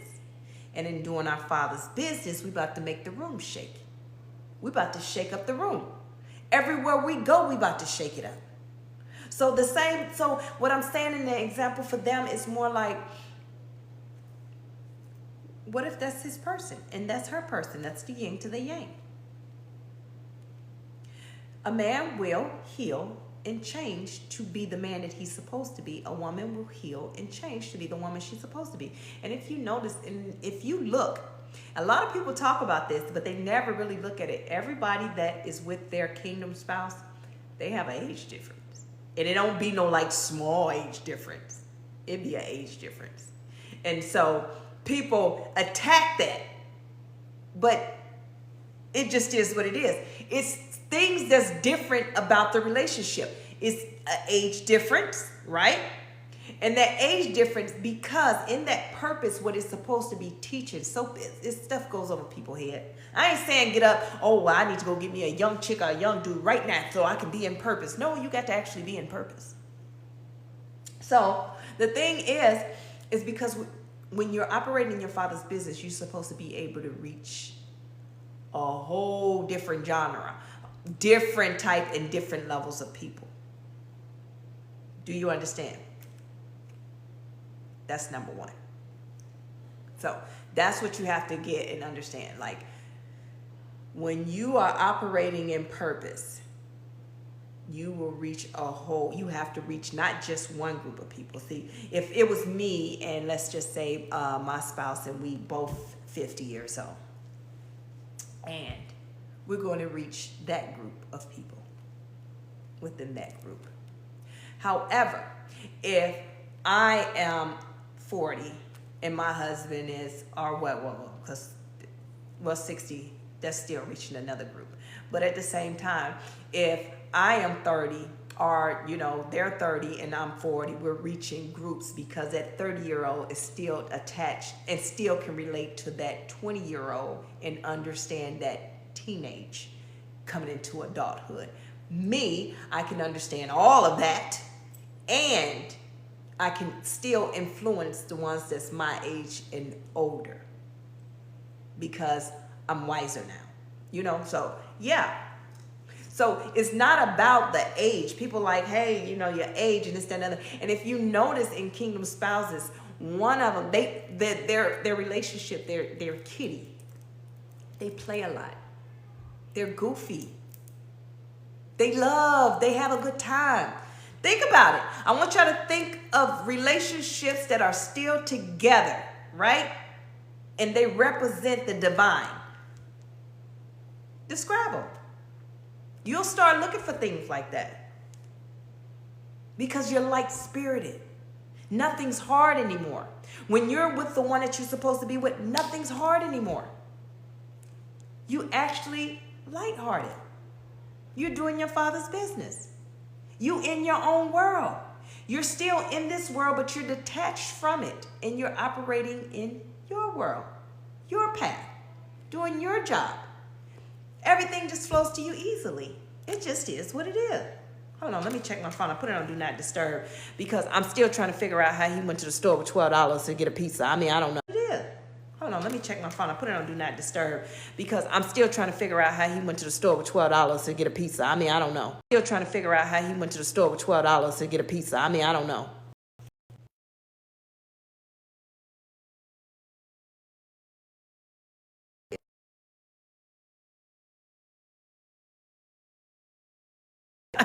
I don't know. So, they're at that age, they know everything. They're at that age, they know everything, so let them figure it out. He'll be calling. The little one will be calling. He'll call the little one's phone, and then they'll call me talking about, Mom, we don't have enough for the brownie and the pizza. Well, come on home, because you know what? I got some pork chops in there I can cook.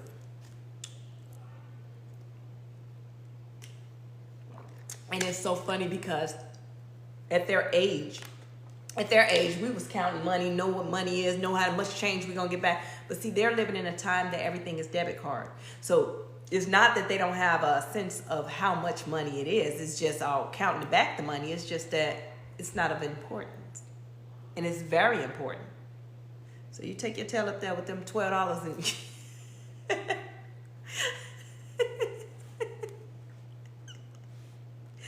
No, I know my oldest, he got a debit card, so he probably gonna use it. I love their relationship. They made me smile last night. I had cooked, and I hadn't been eating lately because I got so much going on, and I'm starting to detach from things, and we'll talk about that another time. But I had cooked, and I was cleaning, and my little one, he was in there making a plate. And usually my little one, he's self-centered. He'll make his plate, and he go about his business. Thank y'all for the likes, shares, and follows, okay? And I see him making another plate. I said, well, who are you making a plate for? Because he asked me, was I hungry? And I was like, I'm not going to eat right now. I said, who are you making a plate for? He said, Jalen. And I said, I love that. My oldest son had went to the store to get them something to drink. It's just the fact that they look out for each other. They watch out for each other. So my oldest will spoil the little one. And the little one will say, I want some snacks.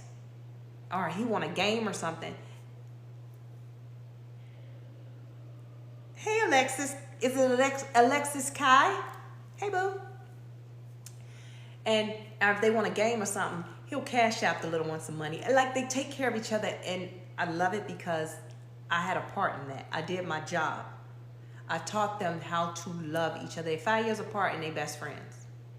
Now, what I'm trying to teach my oldest is how to have a life without the little one. So now it's time for him to go off to college. I need you to have a life. I need you to know how to live, because when this little one get of age, guess what he gonna do? He out of here. He already told me he going to Japan. He going everywhere. And I believe him, because he's like his mama. So I need him to know how to have a life outside of him, right? So yeah. Yes. So I think we had a great conversation. I think we had a really great conversation. Thank y'all for the gift. Thank y'all so much for the gifts. Yeah. Oh, Cindy, I was just looking to the left of my computer, and it says Sin94 is doing a live. I'm like, how's she on live? Is she over here? She doing two things? But ain't none of your stuff say Sin. I don't know why I connected you to her. Wow. Dang, was you born in 94? Ooh. No, just playing. But yeah, so I think we had a great conversation here. I enjoyed our talks today, and I get to come on more often now because, like I said, I'm starting to free up some things. And with the meditation, yes, we're going to start doing the classes. I am swamped being a business owner, right? So I'm like, God, okay, it's time. Thank you, Sean. Listen, Sean, me and you still need to talk. I don't know if you want to link up after this or not, so we could talk about this. Or wait, no, give me some time to really research it, to really get a full understanding. But no, I'm like, okay, God, it's time. It's time I need a manager, and I need an assistant, because things are going so much, and then now what it's causing me to do is have to communicate with people. So what I'm saying by that is, I love you guys, yes I do, but in a business, right, me communicating with people and setting up group sessions and things like that, then you have to exchange information. So when you exchange that information and you talk, and even if you don't give them your real number or whatever the case may be, some people will take that and still feel that they have a personal connection to you. And in that personal connection to you, they'll reach out anytime, and it becomes a personal relationship versus a business relationship. And that's why I'm like, okay, guys, it's time for you giving me all these things and let me do it, and which is great, but I need you to bring the people that I need. So that's what I'm waiting on. Also, so the pilot has come out for the documentary. I don't know how to take the clip and bring it over to TikTok from YouTube. I don't know how to do that. I don't think you can. So my nose keep itching. So that part right there, I got to figure that out. Or you guys, I'll just post it on my YouTube. So that's pretty dope. So it's going to be a couple of episodes in this season. And then I was invited back for season 2. So that is great. That is great. It's the documentary. Yeah, but it's cool. I'll figure that out. Yeah, so everything is just moving. And what's another thing? So today, it's Earth Day. Also, it is my little brother's birthday. He was killed in 1999. He was 14 years old, and it hurt just the same as it did back in 99. However, because I have healed. See, this is what I be talking about with my nose ring. The thing that gets stuck on my glasses. It'll be like that, what's that new show that's coming out? When it caught the man by the ring right here. Final Destination or something like that. Anyway, but what I learned that, healing, I'm able to cope with things way better than I did before. Like, I did not get frustrated today. I was not angry today. I was not sad today. I was not feeling away today. I felt normal because of the fact I understand how life recycles. And I hate to say it like that, but I'm just saying how life cycles. You know what I mean? It's never about us. And for me believing that, yes, they took him from us. Yes, it was hurtful. They didn't have to do him like that. He was a baby. However, understanding the mission is, why was he put here? What was the reason of him being here for such a short time? Because it's not one of those things, because you can have a freak accident. If it ain't your time to go, it ain't your time to go. But it's a reason for everything. It has nothing to do with him. His death had nothing to do with him. What was it? And I used to dwell on it like, well, maybe if I would have said, because I said I wasn't joining the military unless he went with me, and recruiter said no, and I was like, I'm not going. And I would think like, well, maybe what if I would have said like, I'm going, he'd have still been alive. What if that was just to trigger me to go? You know what I mean? And I used to beat myself up with that, and I had to stop and understand that maybe the reason had nothing to do with me. Maybe he had to come and handle something else. It could have been a classmate. Just came just so he can meet a classmate to trigger something in that classmate for something great. You see what I'm saying? Sometimes we make things all about ourselves. And when we make it about ourselves, it becomes more personal, and then it hurts. And then it hurts in a way that is unexplainable because we adopted this pain and this feeling that had nothing to do with us. So I don't do the whole celebrating, going on social media, putting this and putting that. I mean, my brothers still do it. My family still do it. And I just don't. Because what am I saying? What am I saying? Like, I miss you. Rest up, big homie. Like, no. It's just, his death and my father's death is so personal to me that I put it here. And I feel the best way to grieve it, if I'm going to grieve it, is grieve it in love. Grieve it in peace and love. Cry at birth. be rejoiced and rejoice at death, you know. So that's where I am. So I had all that going on, and then, you know, so I got a lot of, like I said, I got a million things going on, and most folks wouldn't be able to take it, but at the same time, I am thriving in it. It's weird. It's weird. I am thriving in it. And I'm not, another thing too, ladies, and men as well, I want you guys to get to the point, the only way to do this is you have to heal. Not Isha Nicole. I don't want to hear about you saying, nope, I don't want to talk to no man. I'm not friends with none of, I don't want to hear that. What I'm saying is this. When you start healing, you don't work. Like I used to always think, like, I want a relationship. I want to be loved. I want all these things. It wasn't until I loved myself that I realized I don't want just anybody in my space. I want the person that God got for me, because everybody I pick hurt me. So I'm done hurting me. But I want what God got for me. Like I realize that I'm that special. I'm that special.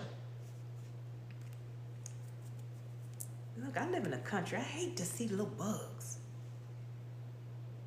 Yeah, it's okay. Guess what? I'm going to be healing for the rest of my life.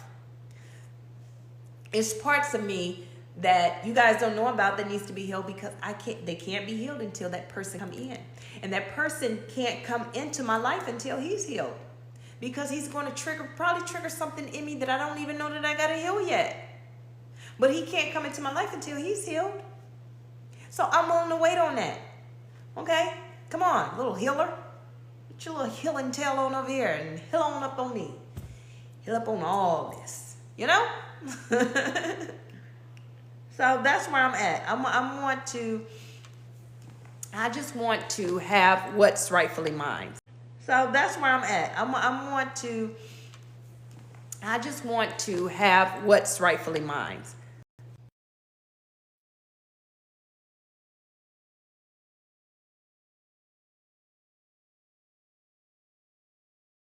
Okay, yeah, I just want to have what's rightfully mine. And what's rightfully mine is my inheritance. I want it. I'm so ready. Thank you for the follow. I am so ready for it. All my life, pray for someone like you. I thank God that I finally found you. And he gonna like my singing. He gonna be like, that's Bay right there. Yeah.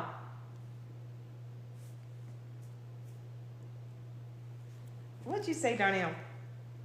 Darnell Shaw.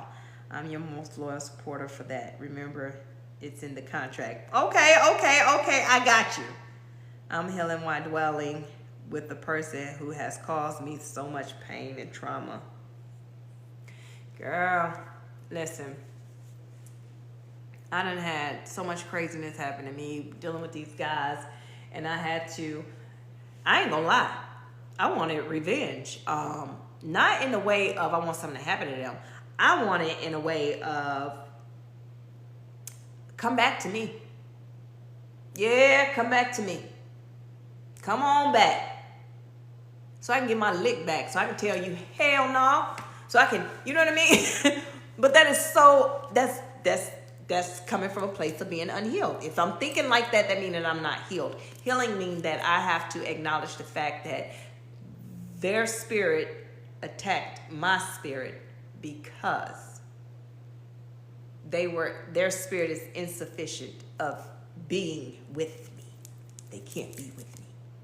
You know what I mean? The insecurity, they knew that their insecurities kicked in and tried to destroy me, to bring me down to their level. It is a shame because I am the prize. And you're going to go the rest of your life looking for me in everybody that you look for. See, when you start looking at it that way, and it's not that you're being cocky or delusional, it's the truth. When you're a good person and you coming from a great place and you're love, right? You start looking at things totally different.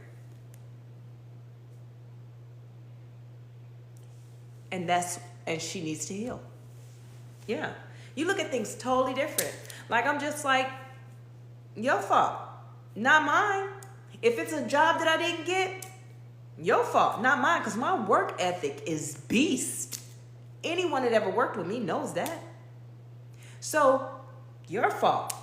So, when I hear about the company going under or letting people go, but look, what if you had Coach Now and that productivity would be banging? You know what I mean?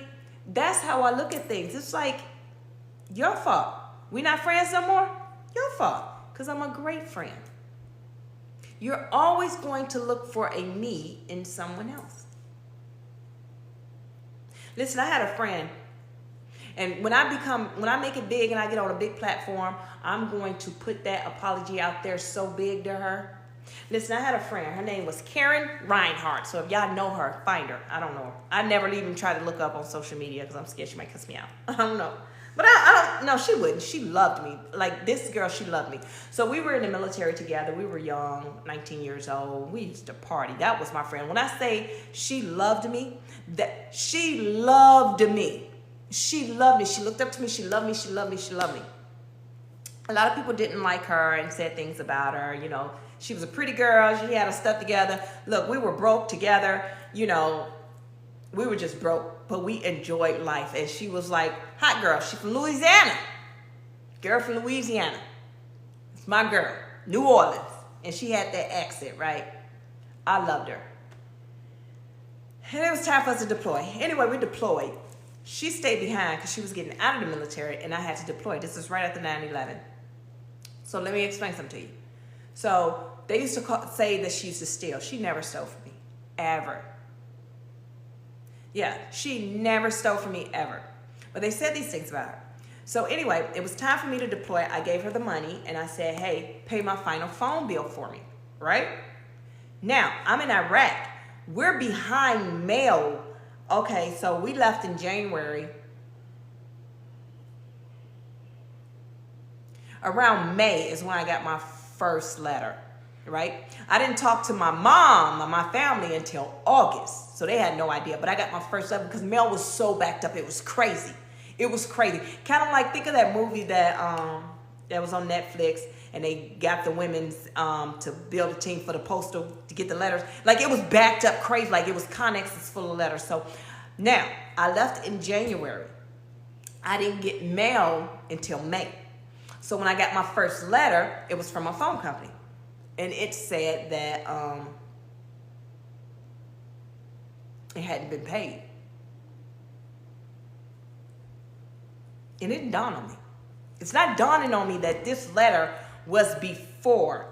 And it had it as like a past due, because when I gave it to her, it was past due because I was getting ready for the deployment and not even thinking. 19, 20-year-old woman. Uh-oh. Did you get your pizza? Oh, the boy got a pizza. So they be having that slick money. So when I got there, right? What all you get?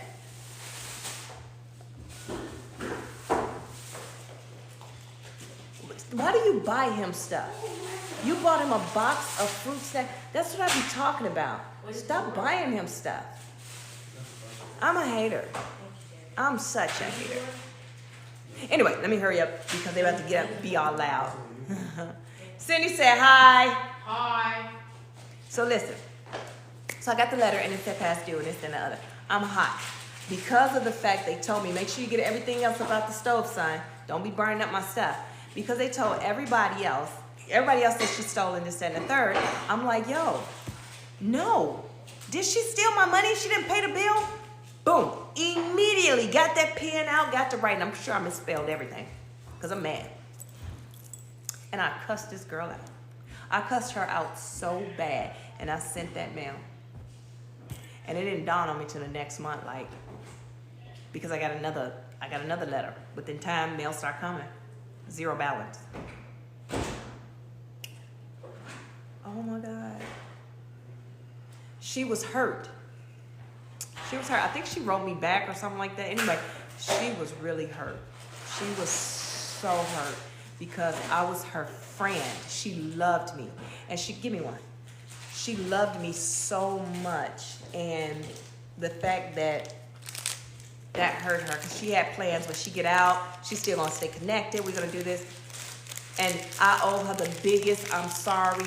I never been into like the social media stuff like MySpace, right? I didn't know how to find people and do stuff like on MySpace. No, what is it, Black Planet, whatever came out. It had already been out. It was phasing itself out going into MySpace by the time I got one. And then by the time MySpace, you know, Facebook had came out when I finally got a MySpace. Like, I was always late. And that's funny because I'm an IT specialist. But I was always late. Always late to the social media scene. So I never thought to like look her up. And then now that I'm back on social media, I haven't looked her up because it's nothing that needs to be rekindled. If it's meant to be rekindled, it'll be rekindled. But I'm telling you, when I get on a bigger platform, listen, I'm going to give her the biggest shout out and apology. Yes, I am. And they can tag her in it, and I'm going to make that girl famous. Thank you for the follow. But yeah, if y'all ever find her, y'all know her. She's Louisiana. That's all I remember. And Karen Reinhardt. She was in the army with me. Beautiful soul. Beautiful person. That's the only friend or person that I've always regretted, you know, since I was like 19 years old. And I actually missed and loved, and I know I did her wrong. But it was off of perception of, you know, what people were saying. And we were in Iraq. Like, it's frustrating. I'm frustrated. It's super hot. It's frustrating over there. And then everything is not going good over there. You know, you just imagine what Iraq was like. This was right after 9/11, like D-Day. It was like right after that. Literally bombs over Baghdad, right? And everything that's going on, and I reacted. And I hated it. So that's one thing I learned, is never to react off emotions. Get to the problem, understand what the problem is, and fix it. So that was my ride or die, and I was her ride or die. That girl loved me to pieces. So listen, we done spent some time together today. I enjoyed it. I love it. I thank you all for all the follows and the shares and the likes. I thank you guys for staying connected. This is going to eventually become our thing. Thank you, Sean. All I want to do is make sure that I am helping you guys grow. I don't want to just come on here and just yap. I want to make sure that I am being a great influence. You hear people saying they're an influencer, but influencing what? I want to make sure that I'm influencing you to be the better version of yourself. Whatever it is. I'm not here to judge you. I'm not here to drag you through the mud. I am here to share my testimonies to help you become the better version of yourself, to operate in your purpose, and to love yourself. Everything I do has nothing to do with me. Really, honestly, it doesn't. It doesn't. You know, it's times that I used to cry and think like, God, why am I stressing about this book? This book ain't got nothing to do with me. This is to help somebody else. Everything is to help somebody else. Coming on this platform is to help somebody else. So even when I don't want to come, I come on because it ain't about me. Because I really didn't have much to talk about. You know, I was going to let us play off the pond and, you know, come up with something to talk about until the young lady asked a question. And it's so crazy because it's another guy that he do like a question and answer thing. And I was like, oh, that's pretty cool. It's never been something that I wanted to do and that's something that God is trying to get me into, and that's to interact with people. Like, I'm learning how to interact with people. I'm learning how to engage and all that. I'm just more of a put it out, get off. Put it out, go on about your business. But I'm trying to learn to engage in, you know, with other people. So I guess that was pretty dope. That was a good opening for that. So anyway, I want you guys to have a great night. Remember to pour into yourself before you pour into others. If no one told you today, I love you and I'm super proud of you. And remember, God will overflow your cup. And when he do, because it's going to happen, do not pour out of your cup for anybody. That is for you. That is for your generational wealth to come. what the overflow is for you to help others, because we are going through a phase in life that there is not going to be any more storehouses in the churches. You will be the storehouse. So he's trusting you to do the right thing, use your discernment, and give it to the people that needs to be given to. I'm learning how to communicate. Yeah, but you got all the jokes though. Thank you, Sarah, for the like. You got all the jokes. Yeah, you know, really don't talk much, but she got all the jokes. But you guys, I really do enjoy everything about you guys. So you guys continue to follow me, and I'll follow you, and we'll make sure that we're doing what we're supposed to be doing, which is helping each other grow. Now I'm about to sit here with my kids while they cook this pizza in the kitchen. So I'm gonna sit here while they cook it, and they're gonna feed me. Because nobody brought me nothing from the store. They brought snacks for them. They know I like a Coke. I didn't get a Coke. They treat me like old Mississippi red dirt. I'm just saying. What you could tell, Naisha. 6, 7. Did I use it right this time? 6, 7. No. Oh.